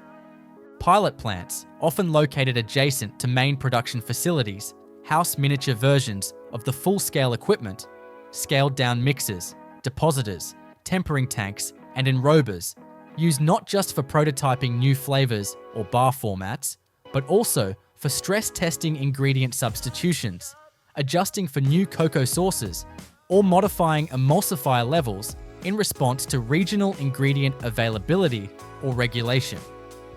A new Mars bar variant, such as one with an added layer of cookie or a salted caramel flavor, may go through dozens of test batches before scaling. Each trial is evaluated not just for consumer preference, but for how it performs on actual equipment. Does the caramel spread at the correct rate on moving belts? Does it maintain form through the cooling tunnel? Does the chocolate enrobe correctly without altering crystallization time?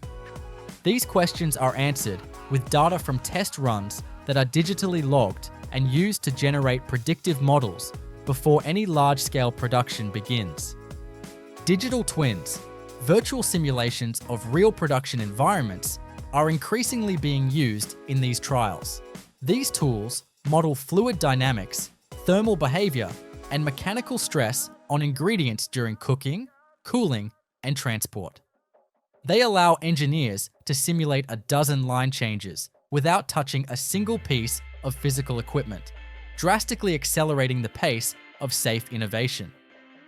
Once a new process is approved, Mars' global standardization team prepares comprehensive change packs, which include updated process parameters, safety protocols, ingredient specs, equipment calibration charts, and software updates. These packs are then distributed to all regional manufacturing hubs, often followed by remote training sessions or on-site visits to ensure implementation is seamless. This global coordination ensures that whether you open a Mars bar in Chicago, Sydney, or Madrid, the experience is identical, down to the snap of the chocolate, the elasticity of the caramel, and the melt rate of the nougat. The process begins with the careful selection and sourcing of raw ingredients. The primary components of KitKat bars include wheat flour, sugar, cocoa mass, cocoa butter, milk powder, vegetable oils, and emulsifiers. Nestlé, the brand behind KitKat, sources these ingredients from various regions worldwide, ensuring sustainability and adherence to strict quality standards. The cocoa used in KitKat is primarily sourced from the Nestlé Cocoa Plan, which promotes sustainable farming practices and fair trade. Once the raw materials arrive at the production facility, they undergo a series of inspections and tests to verify purity, consistency, and compliance with food safety regulations. This includes spectroscopic analysis for contaminants, moisture content testing, and sensory evaluations conducted by trained professionals. Once approved, the ingredients are stored in temperature-controlled silos and dispensing systems. The flour is kept in airtight storage to prevent contamination, while cocoa and milk powder are maintained under controlled humidity conditions to prevent clumping. Automated feeding systems transport these raw materials to the respective processing units, ensuring precise measurement and consistency in formulation. The first major step in KitKat production is wafer baking. The signature light and crispy wafer layers are created through a precise blending of wheat flour, water, sugar, and vegetable oils. Large industrial mixers, equipped with programmable logic controllers, ensure thorough mixing to produce a smooth and homogeneous batter. Once mixed, the batter is transferred via pressurized pumps to high-speed continuous wafer baking ovens. These ovens feature rotating baking plates that evenly distribute the batter across the surface, forming thin sheets of wafer. The baking plates operate at carefully controlled temperatures, typically around 180 to 200 degrees Celsius, ensuring uniform texture and color. The baked wafer sheets emerge golden brown and crisp, ready for the next stage. To enhance the crispness, the wafer sheets pass through a controlled cooling system. Conveyor belts transport the freshly baked wafers through a cooling tunnel, where calibrated fans gradually reduce the temperature to prevent thermal shock. The cooled wafers are then directed to the trimming and cutting station.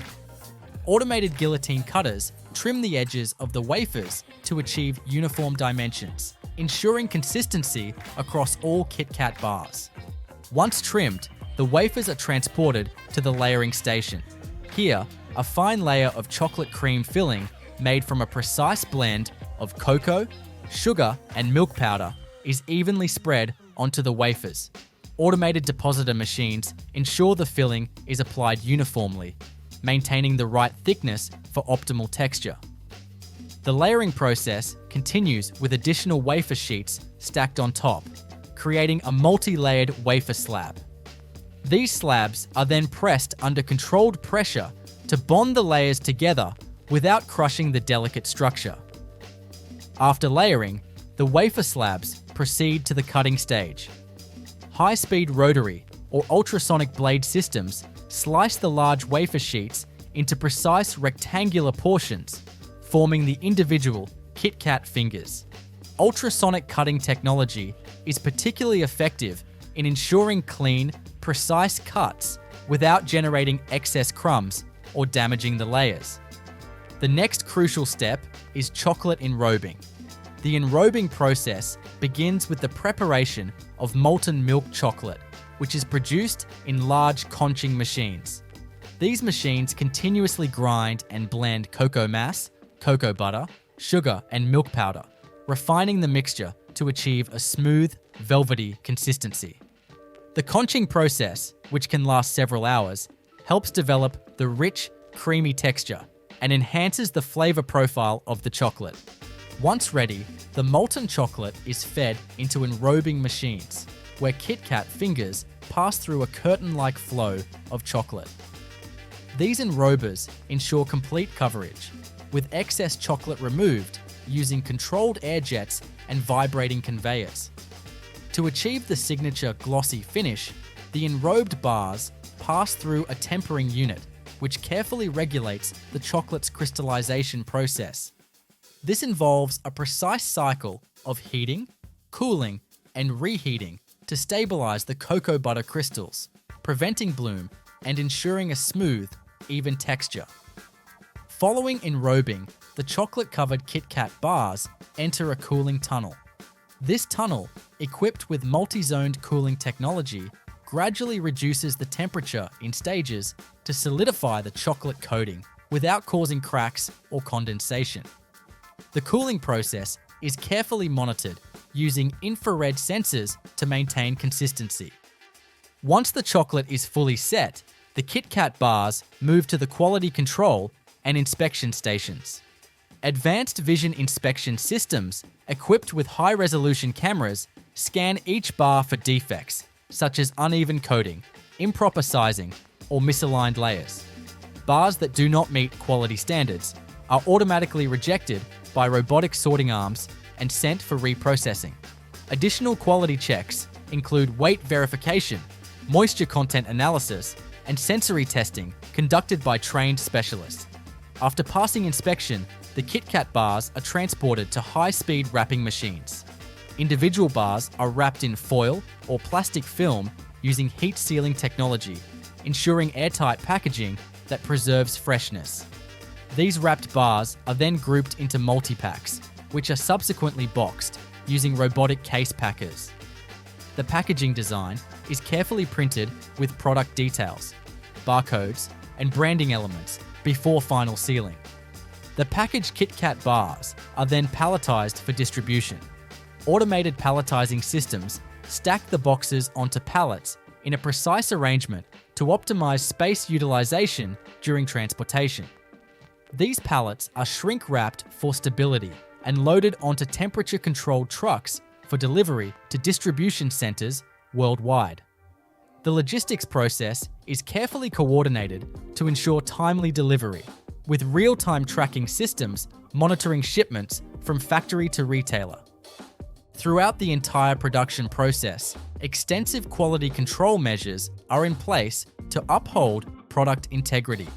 Each batch undergoes rigorous laboratory testing, including microbiological screening, allergen testing, and texture analysis. data from all processing stages is logged in automated tracking systems, allowing full traceability and compliance with food safety regulations. While the fundamental principles of KitKat production remain consistent across different manufacturing plants, regional variations may exist to cater to local tastes and preferences. For example, KitKat flavors such as matcha green tea, strawberry, and sake are produced in Japan using specialized formulations. Some factories may also incorporate alternative chocolate blends, varying cocoa content to suit market demands.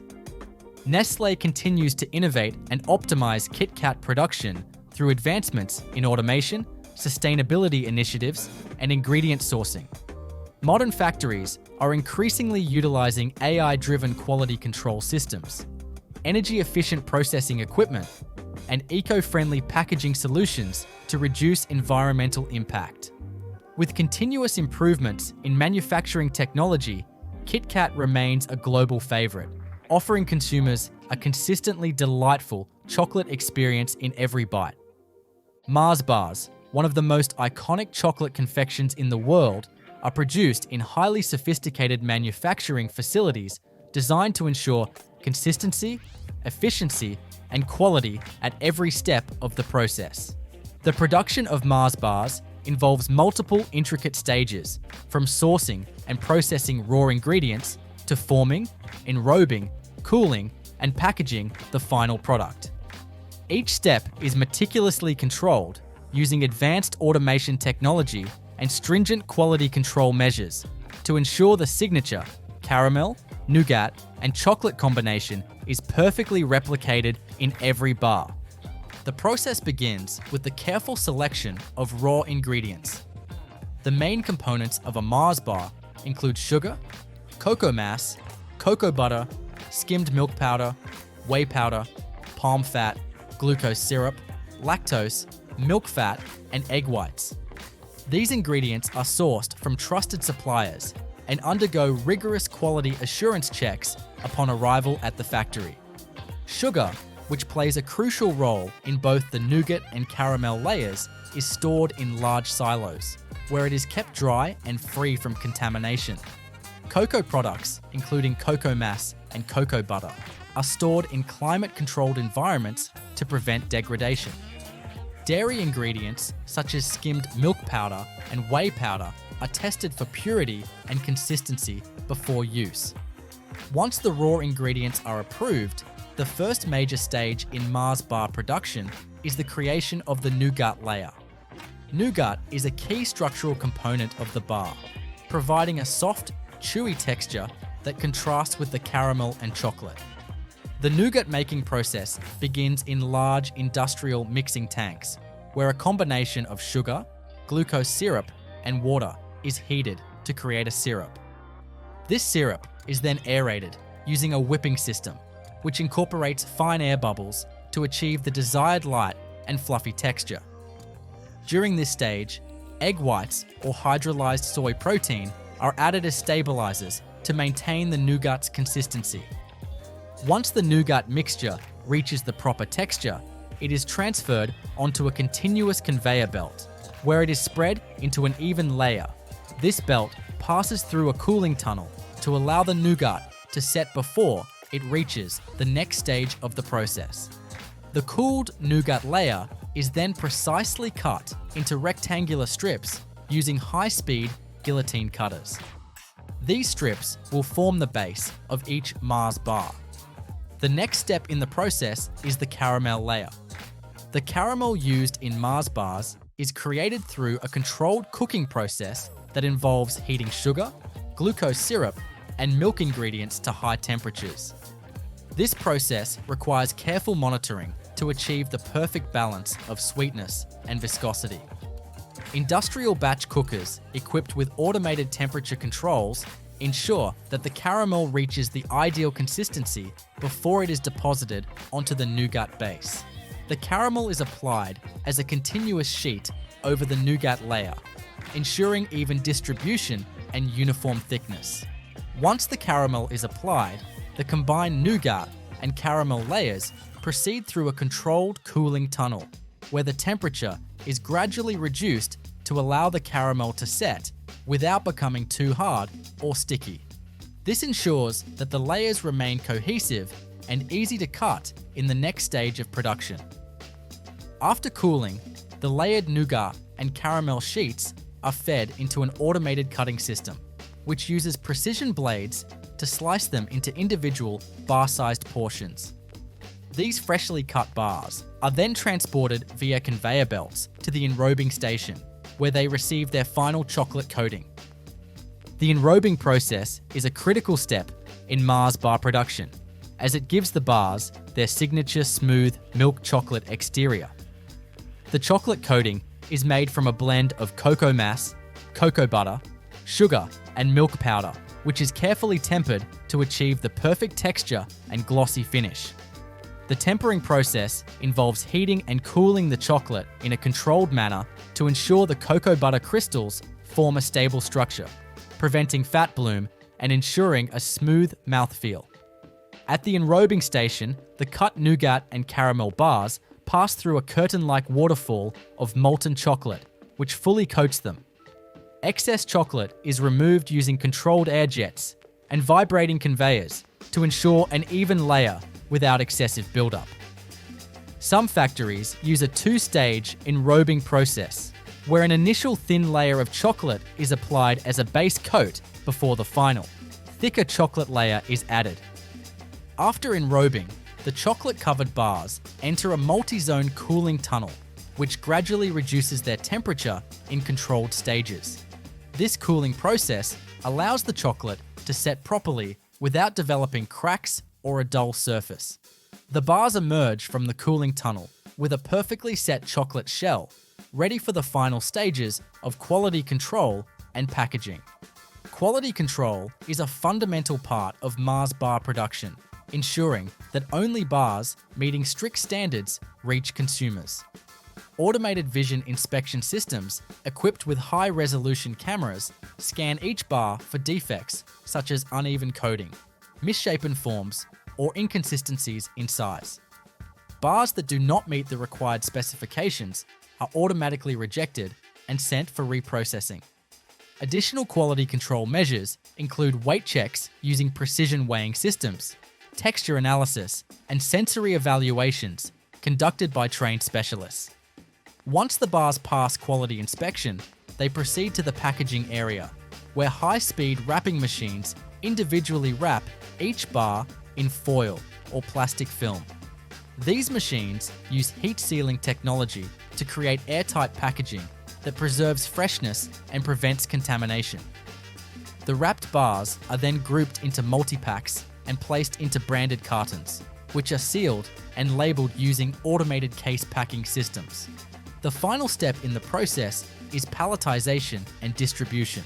Automated palletizing systems stack the packaged bars onto pallets in a precise arrangement to optimize space utilization during transportation. The pallets are shrink-wrapped for stability and loaded onto temperature-controlled trucks for distribution to retail stores and supermarkets worldwide. The entire logistics process is carefully coordinated to ensure timely delivery while maintaining the product's freshness and quality. Throughout the entire manufacturing process, Mars maintains stringent quality control and food safety standards. Each production batch undergoes extensive laboratory testing, including microbial analysis, allergen testing, and moisture content verification. The company also invests in sustainable sourcing initiatives, ensuring that key ingredients such as cocoa and palm oil are responsibly sourced to minimize environmental impact. Different Mars manufacturing facilities may incorporate slight variations in processing techniques based on regional ingredient availability, consumer preferences, or proprietary formulations. Some facilities may use alternative chocolate blends with varying cocoa content to cater to specific markets, while others may modify the nougat formulation for textural differences. Additionally, Mars continuously invests in research and development to improve efficiency, reduce energy consumption, and enhance sustainability in its production processes. With advancements in automation, AI-driven quality control systems, and eco-friendly packaging innovations, the production of Mars bars continues to evolve while maintaining the signature taste and texture that consumers have loved for generations. Twix, one of the world's most beloved chocolate bars, is manufactured using a highly sophisticated and automated process that ensures each bar maintains its signature combination of crunchy biscuit, smooth caramel, and creamy milk chocolate coating. The production of Twix bars occurs in state-of-the-art factories that utilize precision engineering, cutting-edge food processing technology, and rigorous quality control protocols. From the sourcing of raw ingredients to packaging and distribution, every step is carefully orchestrated to guarantee consistency, efficiency, and superior taste. The process begins with the selection and procurement of high-quality raw materials. The key ingredients in Twix bars include wheat flour, sugar, palm oil, cocoa butter, skimmed milk powder, cocoa mass, lactose, whey powder, salt, and emulsifiers. These ingredients are sourced from carefully vetted suppliers who must meet strict food safety and sustainability requirements. For instance, the cocoa used in Twix bars is sourced through Mars' Cocoa for Generations initiative, ensuring ethical sourcing and environmental responsibility. Similarly, the palm oil used in the biscuits and caramel is certified sustainable to reduce environmental impact. Upon arrival at the manufacturing facility, the raw ingredients undergo thorough quality checks before entering the production process. These checks include spectroscopic analysis to detect contaminants, moisture content analysis to ensure freshness, and sensory evaluations to verify taste and aroma. Ingredients that meet the necessary standards are then stored in temperature-controlled silos and storage units to maintain their quality. The first step in the actual production process is the creation of the biscuit base. Twix bars are distinguished by their crunchy, shortbread-like biscuit layer, which requires precise preparation and baking. The process begins in large industrial mixers, where wheat flour, sugar, palm oil, and leavening agents are combined to form a dough. The mixing process is carefully timed to ensure the dough reaches the ideal consistency, firm enough to hold its shape during baking, yet tender enough to create the signature, crisp texture. Once the dough is fully mixed, it is transferred to an automated sheeting system. This system rolls the dough into a uniform sheet of the exact thickness required for Twix bars. The sheeted dough then moves to a rotary cutting machine, which stamps out individual biscuit fingers. Each biscuit is precisely cut to ensure uniform size and shape, allowing for seamless assembly in later stages. The cut dough pieces are placed onto conveyor belts and transported into a large industrial baking oven.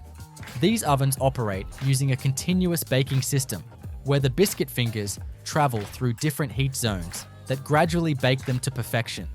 The baking temperature is carefully controlled, typically ranging between 180 to 200 degrees Celsius, 356 to 392 degrees Fahrenheit, ensuring that each biscuit is evenly baked to a golden brown. Advanced infrared sensors monitor the biscuits throughout the baking process, ensuring uniformity in color, texture, and moisture content. Once fully baked, the biscuits pass through a cooling tunnel that gradually reduces their temperature, preventing cracking or breakage. Next, the caramel layer is prepared. The caramel used in Twix bars is made from a precise blend of sugar, glucose syrup, milk, and butter. This mixture is heated in large stainless steel batch cookers, where it undergoes controlled caramelization. The temperature and cooking time are crucial in achieving the perfect consistency, thick enough to stay in place on the biscuit, but soft enough to deliver a smooth, chewy texture. Once the caramel reaches the desired consistency, it is transferred to a continuous depositor system. This machine evenly dispenses a uniform layer of caramel onto each biscuit. The caramel application must be carefully controlled to ensure consistency in thickness across all bars. Any inconsistencies could lead to difficulties in chocolate enrobing or affect the final texture. With the caramel applied, the bars move along the conveyor belt to a cooling station, where they pass through a controlled cooling tunnel. This tunnel gradually reduces the temperature of the caramel, allowing it to set properly while maintaining its soft, chewy texture. After cooling, the caramel-coated biscuits are ready for the enrobing process, where they will be covered in rich milk chocolate. The enrobing process is one of the most critical steps in Twix production. The milk chocolate coating is prepared in large conching machines, which continuously grind and refine cocoa mass, cocoa butter, sugar, and milk powder. This process enhances the texture and flavor of the chocolate, ensuring a smooth, creamy consistency. The chocolate is then tempered, a controlled heating and cooling process that stabilizes the cocoa butter crystals. Proper tempering is essential to achieving the signature glossy finish and preventing fat bloom, white streaks that can appear on improperly tempered chocolate. At the enrobing station, the caramel-topped biscuits pass through a continuous chocolate waterfall. This ensures that each bar is fully coated in an even layer of chocolate. Any excess chocolate is removed using controlled air jets and vibrating conveyors, which help distribute the chocolate evenly without excessive buildup. Some factories employ a two-stage enrobing process, where a thin base coat of chocolate is applied first to ensure better adhesion before the final, thicker chocolate layer is added. Once the bars are coated, they enter a multi-zone cooling tunnel. This tunnel is divided into different temperature zones that gradually reduce the temperature, allowing the chocolate to set perfectly without cracking or becoming dull. The bars emerge from the cooling tunnel with a firm, glossy chocolate coating, ready for the next stage of production. Quality control is a top priority at every stage of Twix production. After cooling, the bars pass through a series of automated inspection systems. High-speed vision cameras scan each bar for inconsistencies in chocolate coating, caramel distribution, and overall shape. Any bars that do not meet specifications are automatically rejected and sent for reprocessing. In addition to visual inspections, quality control teams conduct random weight checks, moisture analysis, and sensory evaluations to ensure that each batch meets Mars's stringent quality standards. Once the bars have passed inspection, they move to the packaging stage. Twix bars are individually wrapped using high-speed horizontal flow wrapping machines. These machines use heat sealing technology to create airtight packaging that preserves freshness and prevents contamination. The wrapped bars are then grouped into multi-packs, which are sealed in branded cartons using automated case packing systems. After packaging, the final step in the process is palletization and distribution. Robotic palletizing systems stack the packaged bars onto pallets in precise arrangements, optimizing space for transport. The pallets are then shrink-wrapped for stability and loaded onto temperature-controlled trucks for distribution to retailers worldwide. Mars utilizes an advanced logistics network to ensure efficient delivery while maintaining product freshness. Throughout the entire production process, Mars adheres to strict food safety and sustainability standards. Each batch undergoes rigorous laboratory testing, including microbiological analysis, allergen testing, and texture verification. The company also invests in eco-friendly initiatives, such as reducing energy consumption in manufacturing and using recyclable packaging materials.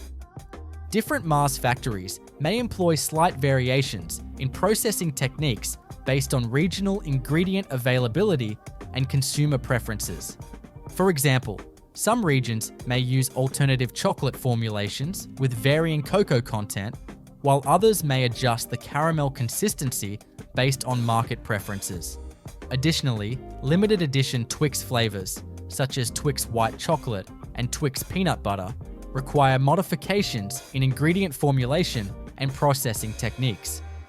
As consumer demand for innovative flavors and healthier options grows, Mars continues to invest in research and development to improve Twix production.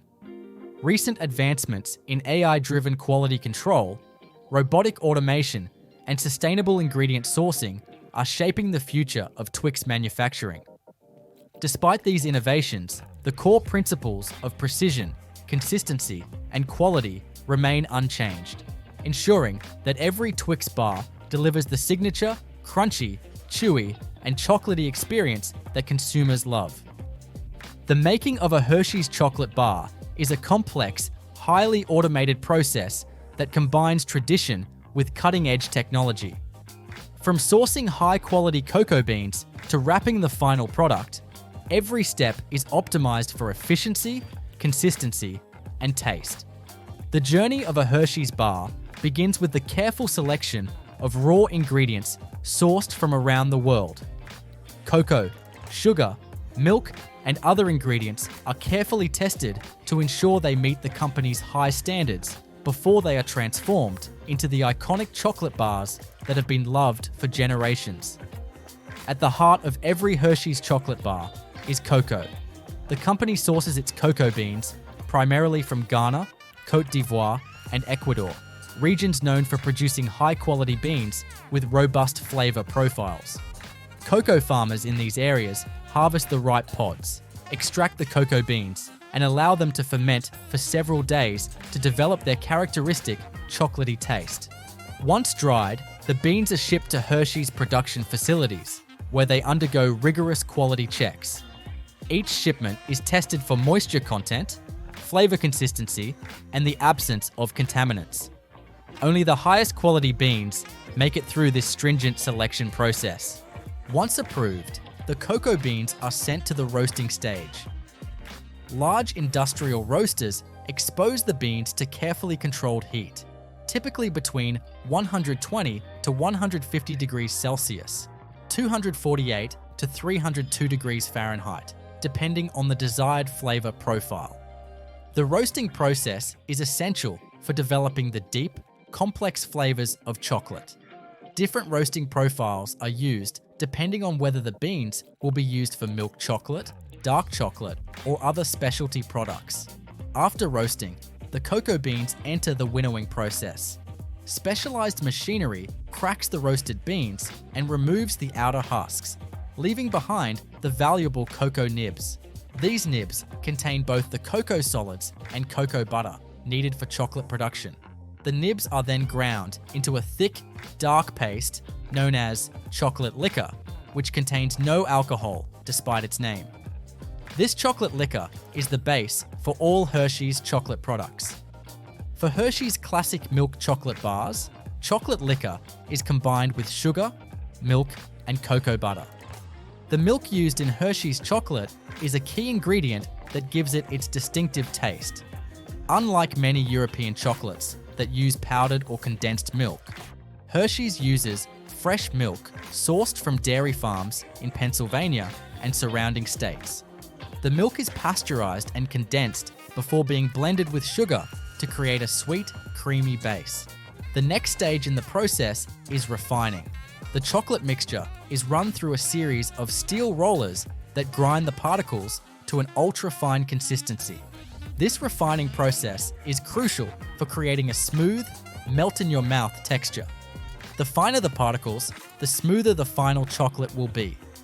Once refined, the chocolate undergoes conching, a critical process that enhances flavor and texture.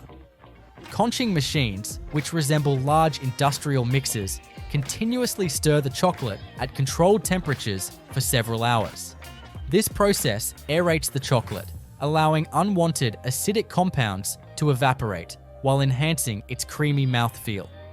Hershey's uses a proprietary conching method that contributes to its signature flavor, which has a slightly tangy undertone due to controlled acidity in the milk. After conching, the chocolate moves to the tempering stage.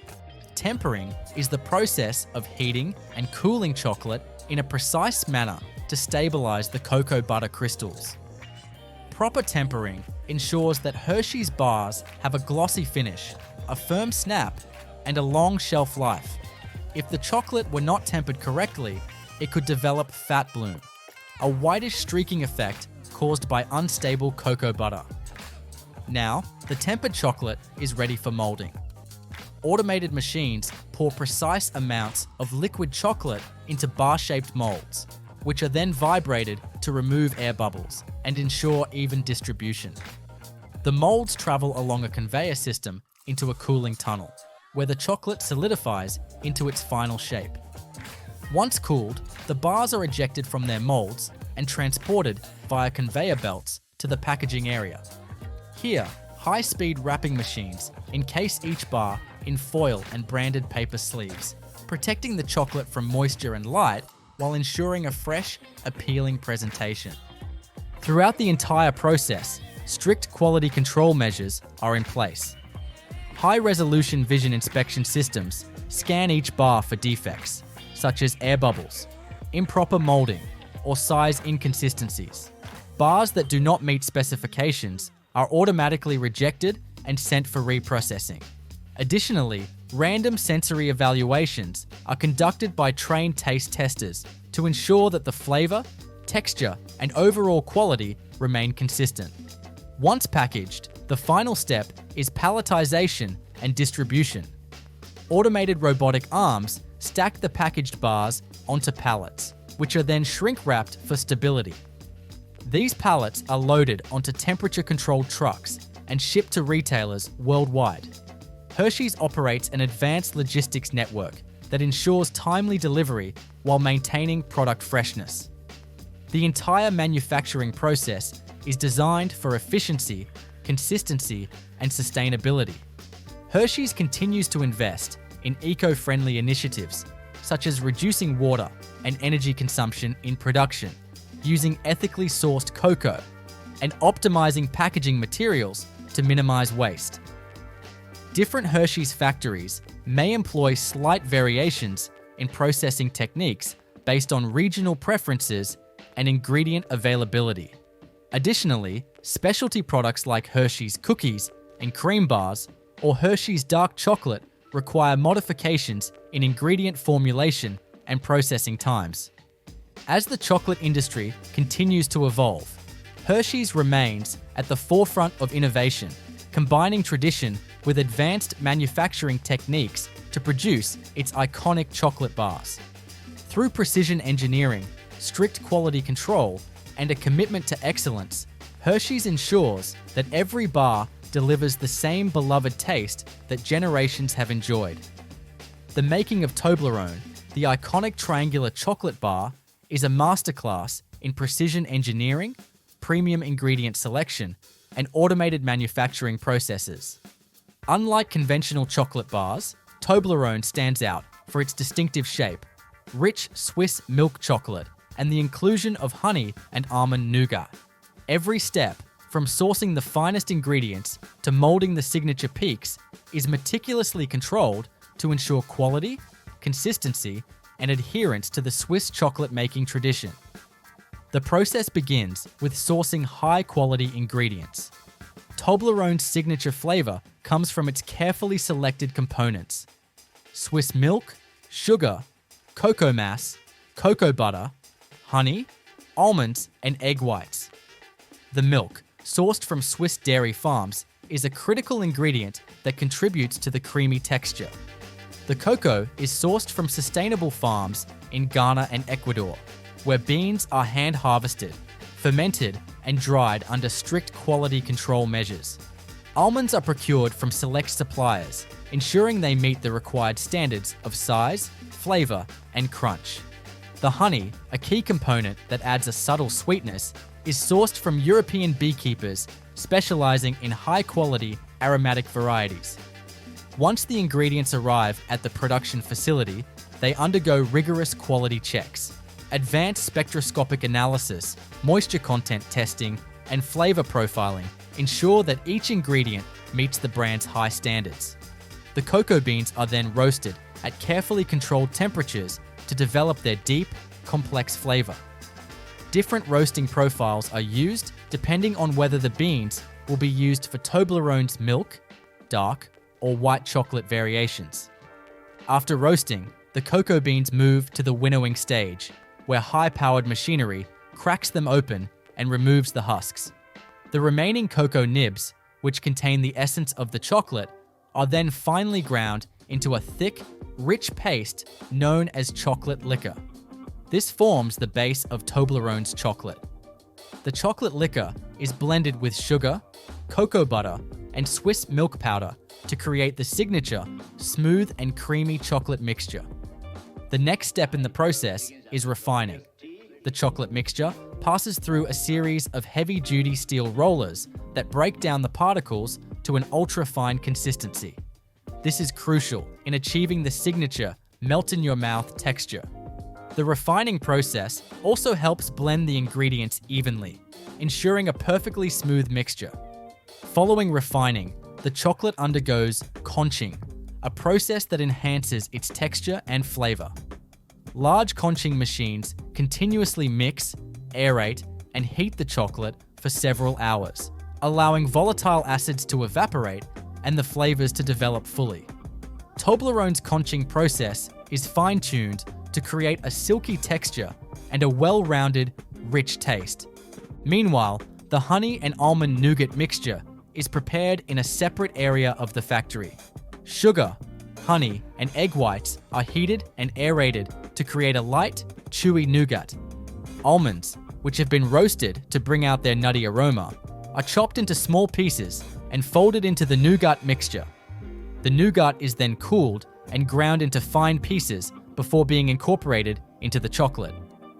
Once the chocolate has completed the conching process, the finely ground nougat mixture is carefully folded into it, ensuring even distribution.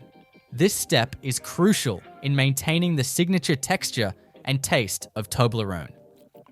With the chocolate and nougat mixture fully blended, the next stage is tempering.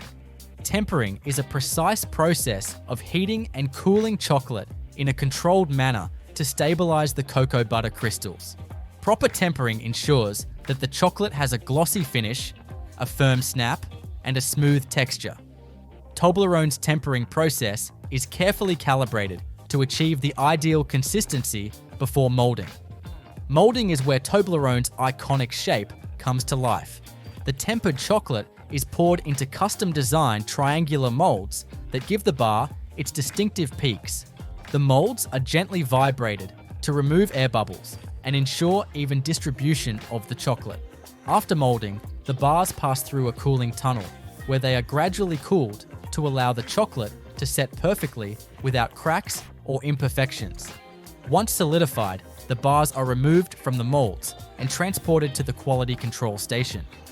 Each bar is inspected using high-resolution vision cameras, which detect any inconsistencies in shape, texture, or coating. Automated sorting systems remove any defective bars, ensuring that only perfectly shaped Toblerone bars proceed to packaging. The packaging process is designed to maintain the freshness and integrity of the chocolate. Toblerone bars are individually wrapped in foil to protect them from moisture and light, then placed into the iconic triangular cardboard cartons. High-speed packaging machines fold and seal the cartons with precision, ensuring that the bars remain securely enclosed. Following packaging, the bars are palletized using robotic systems, stacked carefully for stability during transport. These pallets are shrink-wrapped and loaded onto trucks for distribution to markets around the world. Temperature-controlled logistics ensure that the chocolate remains in perfect condition during transit. Throughout the entire manufacturing process, Toblerone maintains strict quality control measures. Each batch undergoes laboratory testing, including texture analysis, microbial screening, and taste assessments conducted by trained specialists. Data is continuously logged in automated tracking systems, allowing for full traceability of every Toblerone bar produced. Different Toblerone manufacturing facilities may employ slight variations in processing techniques depending on regional ingredient availability and market preferences. Specialty editions, such as Toblerone White Chocolate or Toblerone Dark, require slight modifications in ingredient formulations and processing steps. As consumer preferences evolve, Toblerone continues to innovate while maintaining the brand's heritage of Swiss chocolate craftsmanship. Investments in sustainable cocoa sourcing, eco-friendly packaging solutions, and advanced automation ensure that Toblerone remains a global favorite while reducing its environmental footprint. Through precision engineering, time-honored techniques, and a commitment to quality, every Toblerone bar delivers the signature taste and texture that chocolate lovers around the world cherish. The production of Snickers, one of the world's most popular chocolate bars, is a highly automated and meticulously controlled process designed for efficiency, consistency, and large-scale output. With its signature combination of nougat, caramel, peanuts, and milk chocolate, Snickers is produced in state-of-the-art facilities that use cutting-edge food processing technology, ensuring that every bar meets the brand's high-quality standards. From sourcing the finest raw ingredients to packaging and distribution, every step is optimized to deliver the same taste, texture, and satisfaction in every bite. The journey of a Snickers bar begins with the careful selection of raw materials. The main components include sugar, peanuts, milk powder, cocoa mass, cocoa butter, palm oil, glucose syrup, egg whites, and emulsifiers. These ingredients are sourced from carefully vetted suppliers, ensuring compliance with strict food safety and sustainability standards. Mars, the company behind Snickers, prioritizes responsible ingredient sourcing, ensuring that cocoa is ethically obtained through its Cocoa for Generations program, which promotes fair labor practices and sustainable farming methods. Peanuts, another crucial ingredient, are primarily sourced from the United States, where they are grown under controlled conditions to maintain size, flavor, and crunch. Once the ingredients arrive at the manufacturing facility, they undergo a rigorous quality control process. Each batch is tested for moisture content, purity, and potential contaminants. Peanuts, in particular, go through an additional inspection phase, where they are sorted by size and quality. High-speed optical sorting machines remove any defective or discolored peanuts, ensuring that only the best nuts make it into Snickers bars. The first major step in the Snickers production process is creating the nougat base. Nougat provides the chewy texture that forms the foundation of the bar. It is made by combining sugar, corn syrup, and water, which are heated in large industrial cooking vats to create a syrup. This syrup is then aerated using high-powered whipping machines, which incorporate fine air bubbles, giving the nougat its characteristic light and chewy texture. Egg whites or soy protein are added as stabilizers to help maintain consistency. Once aerated, the nougat is spread onto a moving conveyor belt in a continuous sheet, where it is allowed to cool and set. This process is carefully controlled to prevent the nougat from becoming too hard or too soft. Automated guillotine cutters then slice the nougat sheet into uniform rectangular portions, ensuring that each piece is the exact size required for Snickers bars. Next comes the caramel layer. The caramel in Snickers is made from a blend of sugar, glucose syrup, milk, and butter, which is heated in large stainless steel batch cookers. The temperature is carefully monitored to achieve the perfect viscosity, thick enough to hold its shape, but soft enough to provide a smooth, chewy texture. Once cooked to perfection, the caramel is poured in a controlled stream onto the nougat base. The caramel-covered nougat passes through a cooling tunnel, where it sets just enough to be firm, but still pliable. Now it's time to add the peanuts. Before being incorporated into the bars, the peanuts are roasted in industrial ovens to enhance their flavor and crunch. After roasting, they are cooled and evenly distributed over the caramel layer using precision peanut dispensers. These machines ensure that each bar receives the right amount of peanuts, maintaining uniformity across all Snickers bars. Once the peanuts are in place, the layered nougat, caramel, and peanut sheet moves to the cutting stage. High-speed rotary blades slice the continuous sheet into individual bar-sized portions. Each cut must be precise, ensuring that the caramel and nougat layers remain intact while maintaining a consistent size. The next critical step is chocolate enrobing. The milk chocolate coating used for Snickers bars is made from a blend of cocoa mass, cocoa butter, sugar, and milk powder. This mixture is refined and conched in large machines that continuously grind the chocolate to achieve a smooth texture. The chocolate is then tempered, a process that involves controlled heating and cooling to stabilize the cocoa butter crystals. Proper tempering ensures a glossy finish and prevents fat bloom, which can cause chocolate to develop a dull appearance. At the enrobing station, the cut bars pass through a waterfall of liquid milk chocolate, fully coating them. Excess chocolate is removed using controlled air jets and vibrating conveyors, ensuring an even layer without excessive buildup. Some factories use a two-stage enrobing process, where a thin base coat of chocolate is applied first to create a stable foundation before the final. Thicker chocolate layer is added. After enrobing, the bars enter a multi-zone cooling tunnel. This tunnel gradually lowers the temperature in controlled stages, allowing the chocolate to set properly without developing cracks or dull spots. Once fully cooled, the Snickers bars emerge with a perfectly solidified chocolate coating, ready for quality inspection. Quality control is a critical component of Snickers production. Each bar undergoes a series of automated inspections to ensure that it meets strict specifications. High-speed vision inspection systems equipped with high-resolution cameras scan each bar for defects such as uneven coating, improper size, or misshapen layers. Any bars that do not meet the required standards are automatically rejected and sent for reprocessing.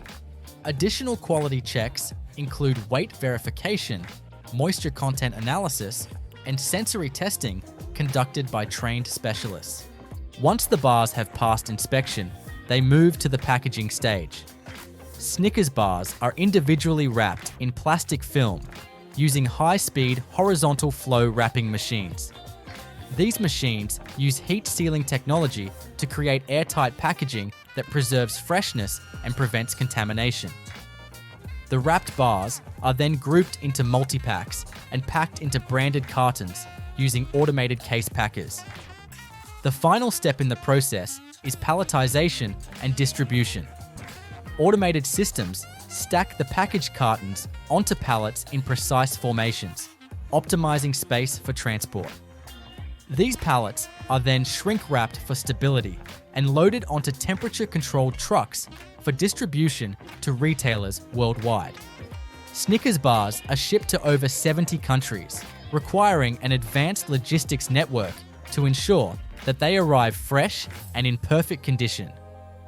Throughout the entire production process, Mars maintains stringent food safety and sustainability practices. Each batch undergoes extensive laboratory testing, including microbiological screening, allergen testing, and texture verification. The company also invests in sustainable ingredient sourcing, reducing its environmental footprint through energy-efficient manufacturing processes and eco-friendly packaging solutions. Different Snickers manufacturing facilities may employ slight variations in processing techniques based on regional ingredient availability and consumer preferences. For example, some regions may use alternative chocolate blends with varying cocoa content, while others may modify the nougat or caramel consistency based on market demands. Additionally, special edition Snickers bars, such as Snickers almond or Snickers peanut butter, require modifications in ingredient formulation and production methods. As consumer preferences evolve, Mars continues to innovate while maintaining the classic Snickers taste and texture. Advancements in automation, AI-driven quality control, and sustainable manufacturing practices are shaping the future of Snickers production. Despite these innovations, the fundamental principles of precision, consistency, and quality remain unchanged, ensuring that every Snickers bar delivers the same delicious combination of chewy nougat, gooey caramel, crunchy peanuts, and smooth milk chocolate that has made it a favorite among chocolate lovers worldwide. The production of Tony's Chocolonely chocolate bars is a carefully designed process that emphasizes ethical sourcing, sustainability, and high-quality chocolate-making techniques. Unlike traditional chocolate brands, Tony's Chocolonely is dedicated to creating a slave-free chocolate industry, ensuring that every step in the supply chain is transparent and fair. From sourcing cocoa beans from cooperatives in West Africa to molding and packaging the final bars, the production process is a seamless blend of traditional craftsmanship and modern automation. The journey of a Tony's Chocolonely bar begins with cocoa sourcing. The company partners with cooperatives in Ghana and Côte d'Ivoire, regions that are known for cocoa production, but also face significant challenges related to child labour and unfair wages. Tony's Chocolonely implements direct trade practices, paying a premium for cocoa and providing additional support to farmers through training programs and financial resources. This ensures that the beans are ethically sourced while maintaining a high standard of quality. Once harvested, the cocoa beans go through a meticulous post-harvest process. Farmers ferment the beans for several days, a crucial step that develops the deep, complex flavors needed for premium chocolate. After fermentation, the beans are spread out under the sun to dry, reducing moisture content and preventing mold growth. When dried to the appropriate level, the beans are packed into jute sacks and shipped to Tony's Chocolonely's processing facilities. Upon arrival at the factory, the beans undergo rigorous quality control checks. Samples from each shipment are tested for moisture levels, flavor consistency, and potential contaminants. Beans that pass inspection are stored in climate-controlled silos to maintain freshness before entering the production line. The first step in the chocolate making process is roasting. Large industrial roasting machines heat the beans at precise temperatures, usually between 120 to 150 degrees Celsius, 248 to 302 degrees Fahrenheit. This process enhances the natural chocolate flavors and eliminates unwanted bitterness. The roasting time and temperature depend on the type of chocolate being produced. Dark chocolate requires a slightly longer roasting process than milk chocolate to develop its rich, bold flavors. Once roasted, the beans enter the winnowing process. A specialized machine cracks open the roasted beans and removes the outer husks, leaving behind the valuable cocoa nibs. These nibs contain both cocoa solids and cocoa butter, the essential components of chocolate. The nibs are then ground into a thick, smooth paste known as chocolate liquor. This process, carried out by industrial grinders, reduces the particle size of the nibs, creating a velvety consistency. At this stage, different chocolate variations begin to take shape. For Tony's Chocolonely's milk chocolate bars, the chocolate liquor is combined with sugar, milk powder, and additional cocoa butter to create a creamy texture. For dark chocolate, higher cocoa percentages are used with less sugar and no milk. The next step in the process is refining. The chocolate mixture is passed through heavy-duty steel rollers that grind the ingredients into ultra-fine particles. This step is crucial for achieving the smooth texture that defines high-quality chocolate. The finer the particles, the better the melt-in-your-mouth experience. Following refining, the chocolate undergoes conching, a process that enhances both texture and flavor. Large conching machines continuously mix and aerate the chocolate for several hours, allowing any residual acidity to evaporate while intensifying the chocolate's richness. The conching time varies depending on the desired flavor profile. Longer conching results in a smoother, more developed taste. After conching, the chocolate is tempered, a precise heating and cooling process that stabilizes the cocoa butter crystals. Proper tempering ensures that Tony's Chocolonely bars have a glossy finish, a satisfying snap when broken, and a long shelf life without developing fat bloom, the white streaks that can appear on improperly tempered chocolate. Once tempered, the liquid chocolate is ready for molding. Unlike most chocolate bars, Tony's Chocolonely bars are intentionally molded in an uneven pattern, symbolizing the unequal distribution of wealth in the chocolate industry. Automated machines pour precise amounts of chocolate into these custom-designed molds, which are then gently vibrated to remove air bubbles and ensure even distribution. The molds are then transferred to a cooling tunnel, where the chocolate gradually solidifies under controlled temperatures. This process prevents the bars from developing surface defects and ensures that they retain their perfect shape. Once the chocolate has fully set, the bars are ejected from the molds and sent to the quality control station. High-speed vision inspection systems scan each bar for defects, such as air bubbles, improper molding, or uneven texture. Any bars that do not meet the required standards are removed from the production line and either reprocessed or discarded. After passing quality checks, the bars move to the packaging stage. Tony's Chocolonely uses brightly colored, easily recognizable wrappers, each featuring bold typography and branding.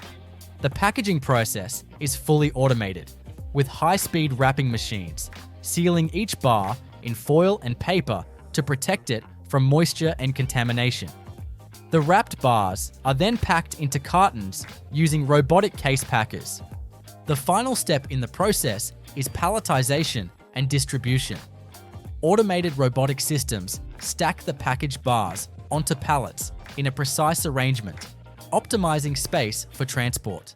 The process begins with the sourcing of raw ingredients, including hazelnuts, sugar, cocoa powder, palm oil, skim milk powder, and vanillin. These ingredients are delivered to Nutella factories in massive quantities, requiring large-scale handling infrastructure. Hazelnuts, one of the key components of Nutella, are often sourced from Turkey and Italy, two of the largest hazelnut producers in the world.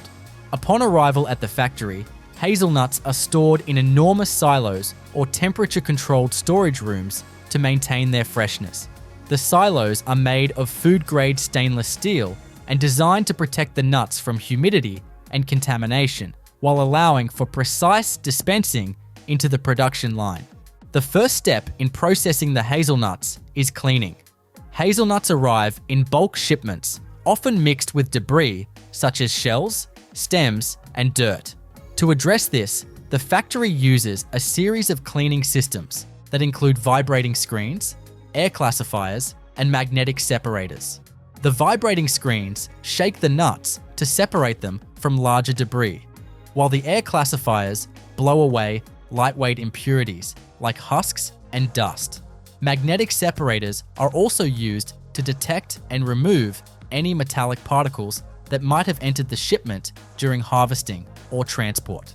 Once cleaned, the hazelnuts undergo visual inspection using high-speed optical sorting machines equipped with cameras and sensors. These machines identify and remove any defective hazelnuts, such as those with discoloration, cracks, or signs of mold. After cleaning, the hazelnuts move to the roasting stage.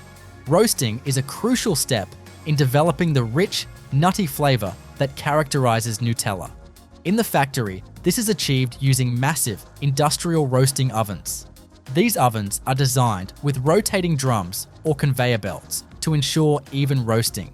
The temperature is carefully controlled, typically ranging between 280 and 320 degrees Fahrenheit, depending on the size and moisture content of the hazelnuts. Sensors monitor the temperature and time to ensure consistency, as over-roasting can lead to bitterness, while under-roasting can result in a lack of flavor. The entire roasting process is automated, and the equipment is designed for continuous operation to handle the high volume of hazelnuts required for production. Once roasted, the hazelnuts are transferred to grinding machines. These machines are equipped with heavy-duty stainless steel blades and rollers that crush the nuts into a fine paste. The grinding process occurs in multiple stages, with each stage further reducing the particle size of the hazelnut paste. In the initial stage, the nuts are coarsely ground into a chunky paste. In the subsequent stages, the paste is refined into a smooth consistency, with particle sizes measuring less than 30 microns. This ultra-fine grinding is essential for achieving Nutella's creamy texture. The equipment used in this process, such as colloid mills and ball mills, is highly specialized and designed to operate under high pressure and at precise speeds. The resulting hazelnut paste is collected in large stainless steel tanks, where it is stored at a controlled temperature to preserve its flavor and consistency. While the hazelnut paste is being prepared, the other ingredients are processed in parallel. Sugar, which provides sweetness to Nutella, is delivered to the factory in bulk containers or tankers. Upon arrival, the sugar is unloaded into silos, equipped with pneumatic conveying systems. These systems use air pressure to transport the sugar from the silos to the milling area, where it is ground into a fine powder. Industrial sugar mills are used for this purpose, and the grinding process ensures that the sugar particles are small enough to dissolve uniformly in the mixture. The factory also incorporates sieving systems to filter out any impurities or oversized sugar particles before they proceed to the blending stage. Cocoa powder, another key ingredient, undergoes a similar process. The cocoa powder is stored in sealed silos to protect it from moisture and contamination. Before being added to the Nutella mixture, the cocoa powder is sifted through vibrating screens to break up clumps and ensure a fine, even consistency. This step is crucial for achieving the smooth texture of the final product, as any clumps could create inconsistencies during blending. Palm oil, which gives Nutella its creamy consistency and prevents separation, is stored in large, temperature-controlled tanks. These tanks are equipped with heating elements to keep the oil in a liquid state, as palm oil tends to solidify at room temperature. The oil is pumped through insulated pipes to the mixing area, where it is carefully measured and added to the blend. The precise control of temperature and flow rate is essential to ensure that the oil integrates smoothly with the other ingredients. Skim milk powder, which adds a subtle dairy flavor and contributes to the creamy texture of Nutella, is stored in sealed containers or silos to prevent exposure to air and moisture. Before being used, the milk powder is sifted and screened to remove any lumps. Factories use advanced pneumatic conveying systems to transport the milk powder from the storage silos to the mixing area, ensuring that the ingredient is handled efficiently and hygienically. The blending process is the heart of Nutella's production, where all the prepared ingredients come together to form the final product. The blending tanks used in Nutella factories are massive, often with capacities of several thousand gallons. These tanks are equipped with high-speed agitators and temperature control systems. The hazelnut paste, sugar powder, cocoa powder, skim milk powder, palm oil, and vanillin are added to the tank in precise proportions, which are controlled by computerized dosing systems. These systems are programmed to weigh and dispense each ingredient accurately, ensuring consistency across batches. During blending, the mixture is heated slightly to help the ingredients combine more effectively. The temperature is carefully monitored, as excessive heat could alter the flavor and texture of the product. The blending tanks are designed to ensure even mixing, with agitators that create a vortex to incorporate all the ingredients thoroughly. The result is a homogeneous mixture with a smooth, creamy consistency. Once the blending process is complete, the mixture undergoes a refining stage. Refining is a critical step that ensures the final product is free of any graininess. The refining process takes place in multi-stage roller mills, which are equipped with heavy-duty steel rollers. These rollers apply immense pressure to the mixture, reducing the particle size of any remaining solids to less than 20 microns.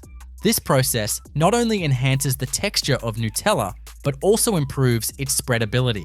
The roller mills are fitted with precision sensors that monitor the pressure and temperature during refining, ensuring optimal performance. After refining, the mixture is transferred to the conching stage. Conching is a process borrowed from chocolate manufacturing and involves agitating the mixture in large, heated tanks for several hours. This process helps to further smooth the texture and enhance the flavor of the spread by allowing volatile compounds to evaporate and by evenly distributing the fats and solids. The conching tanks are equipped with paddles or rollers that knead the mixture continuously. The temperature and duration of conching are carefully controlled, as over-conching could negatively affect the spread's consistency. The finished Nutella is then pumped into holding tanks, where it is kept at a controlled temperature until it is ready for packaging. These tanks are equipped with agitators to prevent separation and maintain the spread's uniformity. Before the Nutella is packaged, it undergoes a final round of quality control.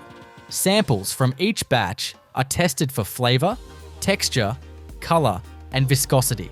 The factory uses advanced laboratory equipment such as viscometers and spectrophotometers to ensure that the product meets the company's stringent standards. Any deviations from the desired specifications are identified and corrected before the product proceeds to the packaging stage. Packaging is the final step in Nutella's production process, and it is carried out with the same level of precision and efficiency as the earlier stages. The spread is pumped from the holding tanks into automated filling machines, which dispense precise amounts of Nutella into jars. The filling machines are equipped with high-speed nozzles that can fill hundreds of jars per minute. Each jar is made from food-grade plastic or glass and arrives at the factory pre-sterilized to ensure hygiene. The jars are sealed with tamper-proof lids, which are applied and tightened using automated capping machines. Once the jars are sealed, they are conveyed to labeling stations, where Nutella's iconic branding is applied. The labels include important information such as the lot number, production date, and expiration date, which are printed using high-speed inkjet or laser printers. After labeling, the jars are inspected by vision systems that check for defects such as misaligned labels or damaged seals. Any defective jars are automatically removed from the production line. The jars are then packed into cardboard cartons using robotic packing systems. These systems are programmed to arrange the jars in specific configurations to maximize space and protect the jars during transportation. The cartons are sealed and stacked onto pallets using robotic palletizers. The pallets are then wrapped in plastic film for stability and loaded onto trucks or shipping containers for distribution. The entire packaging process is designed for high efficiency, with minimal manual intervention and maximum output. Throughout the factory, automation plays a key role in maintaining efficiency and consistency. Programmable logic controllers and supervisory control and data acquisition systems are used to monitor and control every aspect of the production process. These systems provide real-time data on parameters such as temperature, pressure, and flow rates, allowing operators to make adjustments as needed. The factory is also equipped with advanced robotics and machinery that ensure smooth operation, from ingredient handling to final packaging. Hygiene and safety are top priorities in Nutella factories. Production areas are constructed with food-grade stainless steel surfaces and epoxy-coated floors that are easy to clean and sanitize.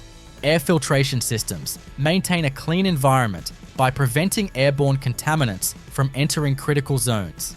Employees follow strict hygiene protocols, including wearing protective clothing and washing their hands regularly. The factory is regularly inspected to ensure compliance with international food safety standards, guaranteeing that every jar of Nutella is safe for consumption.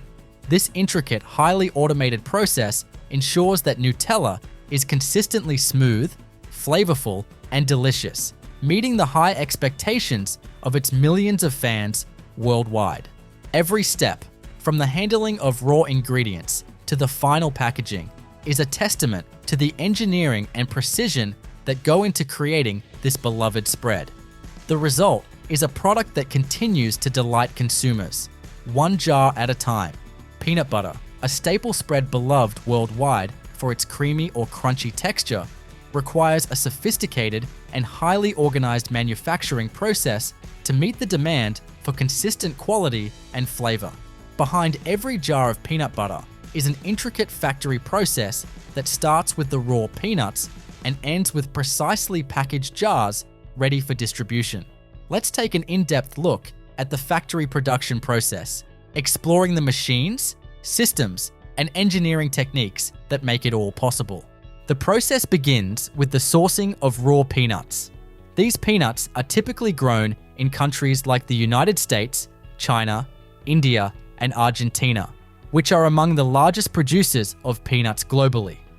Peanuts are harvested in vast quantities, cleaned and dried at their source before being shipped to peanut butter manufacturing facilities. Factories require a consistent supply of high-quality peanuts, and to ensure that the raw peanuts are often tested upon arrival for size, moisture content, and overall quality. This ensures only the best peanuts are used for processing. Upon arrival at the factory, peanuts are stored in massive silos or bins designed specifically for food products. These silos are constructed from food-grade stainless steel or coated steel to prevent contamination and ensure proper hygiene. Inside the silos, the peanuts are protected from moisture, pests, and temperature fluctuations. These storage systems are equipped with conveyor systems that efficiently transfer peanuts from the silos to the initial cleaning and processing stages. The first step in processing peanuts is cleaning. Even though peanuts are partially cleaned at their source, factories implement a rigorous cleaning process to ensure no foreign materials or impurities remain. Vibrating screens are used to remove debris such as dirt, stones, and small sticks. Air classifiers blow air through the peanuts to remove lighter debris such as peanut skins or husks. Magnets are also employed to extract any metallic impurities. Optical sorting machines equipped with cameras and sensors scan each peanut as it moves along a conveyor belt, automatically removing any defective peanuts, including those with discoloration, mold, or deformities. After the cleaning process, the peanuts proceed to the roasting stage. Roasting is a critical step in peanut butter production, as it develops the rich, nutty flavor that defines the final product. Factories use industrial roasting ovens to roast the peanuts at controlled temperatures. These ovens come in two main types: batch roasters and continuous roasters. Batch roasters are used for smaller production lines, while continuous roasters, which use conveyor belts to move peanuts through a heated chamber, are used for larger scale operations. The temperature in these roasters typically ranges from 300 to 350 degrees Fahrenheit. The roasting process is closely monitored with temperature sensors and automated control systems to ensure the peanuts are roasted evenly. If some peanuts are over-roasted, they can turn bitter, while under-roasted peanuts may lack flavor. The level of roasting can also be adjusted depending on whether the final peanut butter will have a mild or more robust taste. Once roasted, the peanuts are cooled to stop the cooking process. Cooling is achieved by passing the roasted peanuts through chambers with powerful fans or cool air blowers. This step is crucial because it prevents the peanuts from continuing to cook, which could lead to inconsistencies in flavor. Some factories also use a water spray system to rapidly cool the peanuts, though this is less common as it can add moisture to the product. The cooling systems are designed to operate continuously to keep pace with the output of the roasting ovens. With the peanuts roasted and cooled, the next step is to remove their skins and separate the kernels. Skin removal is done using blanching machines. These machines have rotating drums or abrasive rollers that rub the peanuts, causing the thin outer skin to flake off. Some systems use steam blanching, where the peanuts are exposed to high-pressure steam to loosen the skins before mechanical removal. After blanching, the peanuts pass through air classifiers that blow away the loose skins, leaving behind clean peanut kernels. Factories also use gravity separators to sort peanuts by size and density, ensuring that only uniform peanuts proceed to the grinding stage. Before grinding, the peanuts are inspected again for quality. This is done using high-speed optical sorters that ensure any remaining defective peanuts are removed. Factories often have automated weighing and proportioning systems at this stage to determine the exact amount of peanuts needed for each batch. This level of precision is crucial for maintaining consistency in the flavor and texture of the peanut butter. The grinding process is the heart of peanut butter production. The roasted peanuts are fed into industrial grinders, where they are crushed into a fine paste. This process happens in multiple stages, beginning with coarse grinding and followed by finer grinding. The equipment used for this includes hammer mills and roller mills, which are specifically designed to reduce the peanuts into small, uniform particles. In many factories, the particle size is reduced to less than 20 microns, which is smaller than the diameter of a human hair. Achieving such a fine consistency is essential for the creamy texture that many consumers expect from peanut butter. For crunchy peanut butter, the process is slightly different. In these cases, a portion of the peanuts is coarsely ground and set aside before the final blending stage. These larger peanut pieces are later mixed into the smooth paste to create the characteristic crunchy texture. To prevent the peanut butter from separating, stabilizers such as hydrogenated vegetable oils or palm oil are added during the grinding process. These oils help bind the natural peanut oils to the solid peanut particles, ensuring a smooth and stable product that doesn't separate in the jar. Salt and sugar are also added at this stage to enhance the flavor of the peanut butter. Factories use precision dosing systems to measure and add these ingredients in exact proportions, ensuring every batch has the same taste. After grinding, the peanut butter is sent through a mixing stage, where it is further blended in large stainless steel tanks equipped with high-speed agitators. This stage ensures that the stabilizers, salt, and sugar are evenly distributed throughout the peanut butter. These tanks are often heated slightly to keep the peanut butter at the right consistency for mixing.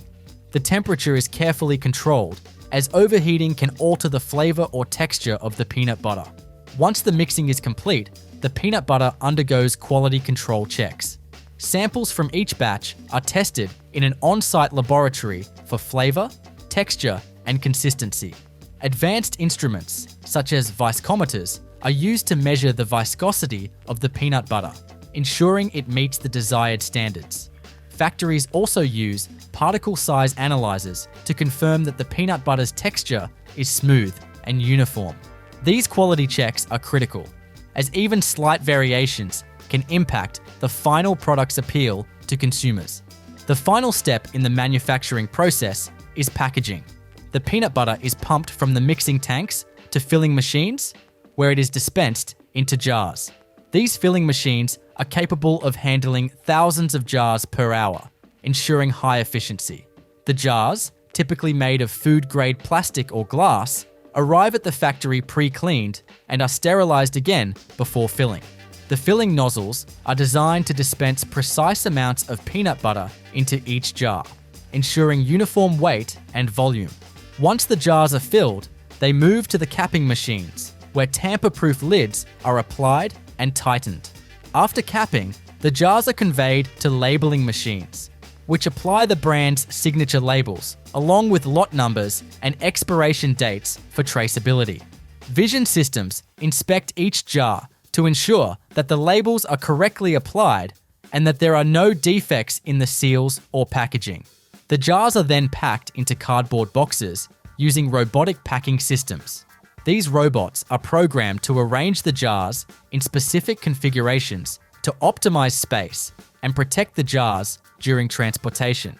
The boxes are sealed and stacked onto pallets using automated palletizing systems.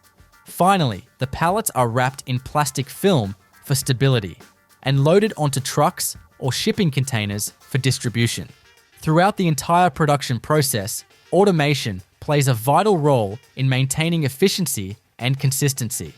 Factories are equipped with programmable logic controllers, PLCs, and supervisory control and data acquisition, SCADA systems, that monitor and control every aspect of production. These systems provide real-time data on parameters such as temperature, pressure, and flow rates, allowing operators to make adjustments as needed. Robotic systems handle many tasks, from sorting and cleaning peanuts to packaging the final product, reducing the need for manual labor and ensuring precision. Hygiene and safety are also top priorities in peanut butter factories. The production areas are constructed with food-grade stainless steel surfaces and epoxy-coated floors that are easy to clean and sanitize. Positive air pressure systems prevent airborne contaminants from entering critical zones, while strict hygiene protocols ensure that employees maintain cleanliness throughout the production process.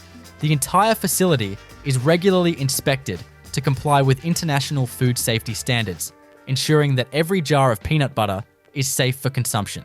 Peanut butter production is a complex and highly technical process that relies on advanced machinery, precise engineering, and rigorous quality control. From the cleaning and roasting of peanuts to the grinding, mixing, and packaging of the final product, every step is designed to create a spread that is smooth, flavorful, and consistent. Factories operate with remarkable efficiency, producing thousands of jars per day to meet the global demand for this versatile and beloved product. Strawberry jam production is a fascinating and highly engineered process that combines precision machinery with time-tested techniques to create a smooth, fruity spread. At the core of this process are high-quality strawberries, sugar, pectin, and citric acid, all carefully handled and processed to achieve the perfect consistency and flavor. Inside a modern jam factory, every step is optimized for efficiency, consistency, and food safety. The process begins with the selection and delivery of fresh or frozen strawberries. Factories typically source strawberries from local farms or large-scale suppliers. Frozen strawberries are often preferred for large-scale production because they are preserved at peak ripeness, ensuring consistent flavor year-round. The strawberries arrive in bulk containers and are stored in cold rooms or freezers to maintain their quality until processing begins. Before entering the production line, the fruit undergoes a thorough cleaning process. This includes washing the strawberries in large tanks filled with filtered water, where gentle agitation removes dirt, debris, and any residual pesticides. Once cleaned, the strawberries pass through optical sorting machines. These machines use cameras and sensors to identify and remove defective or discolored fruit. Advanced systems can even detect minute imperfections, ensuring that only the highest quality strawberries make it into the jam. After sorting, the strawberries are sent to cutting or mashing machines, depending on the desired jam texture. For chunkier jams, strawberries are coarsely chopped, while for smooth spreads, they are mashed or pureed into a uniform consistency. The fruit then enters large stainless steel cooking kettles or continuous cooking systems. In these vessels, the strawberries are combined with sugar, which not only sweetens the jam, but also acts as a natural preservative. The sugar is added using automated dosing systems that measure precise quantities to ensure consistent flavor. Pectin, a natural thickening agent derived from fruit, is added to help the jam set. Citric acid is also incorporated to balance the sweetness and enhance the fruit's natural flavor. The mixture is slowly heated, with temperatures reaching up to 220 degrees Fahrenheit to activate the pectin and achieve the ideal gel-like consistency. During cooking, the jam undergoes constant agitation to prevent scorching and ensure even heating. Steam-jacketed kettles or vacuum cookers are often used, as they allow for rapid and uniform heating. Modern vacuum systems are particularly advantageous because they enable cooking at lower temperatures, preserving the fresh flavor and bright color of the strawberries. Throughout the cooking process, sensors monitor the temperature, pH levels, and viscosity of the jam, ensuring that the final product meets strict quality standards. Once the jam reaches the desired consistency, It is pumped through a series of filters to remove any seeds or large pieces if a smoother texture is desired. The finished jam is then transferred to filling machines. These machines dispense precise amounts of jam into sterilized glass jars or plastic containers. The jars are immediately sealed with tamper-proof lids to maintain freshness and prevent contamination. After sealing, the jars are passed through pasteurization tunnels, where they are briefly heated to destroy any remaining microorganisms. Finally, the jars are labeled, inspected, and packed into cartons using robotic packaging systems. The entire process is highly automated, ensuring efficiency and consistent quality, from the arrival of fresh strawberries to the delivery of jars to store shelves. This seamless blend of traditional cooking techniques and advanced technology ensures that every jar of strawberry jam is rich in flavor, perfectly textured, and safe for consumers to enjoy.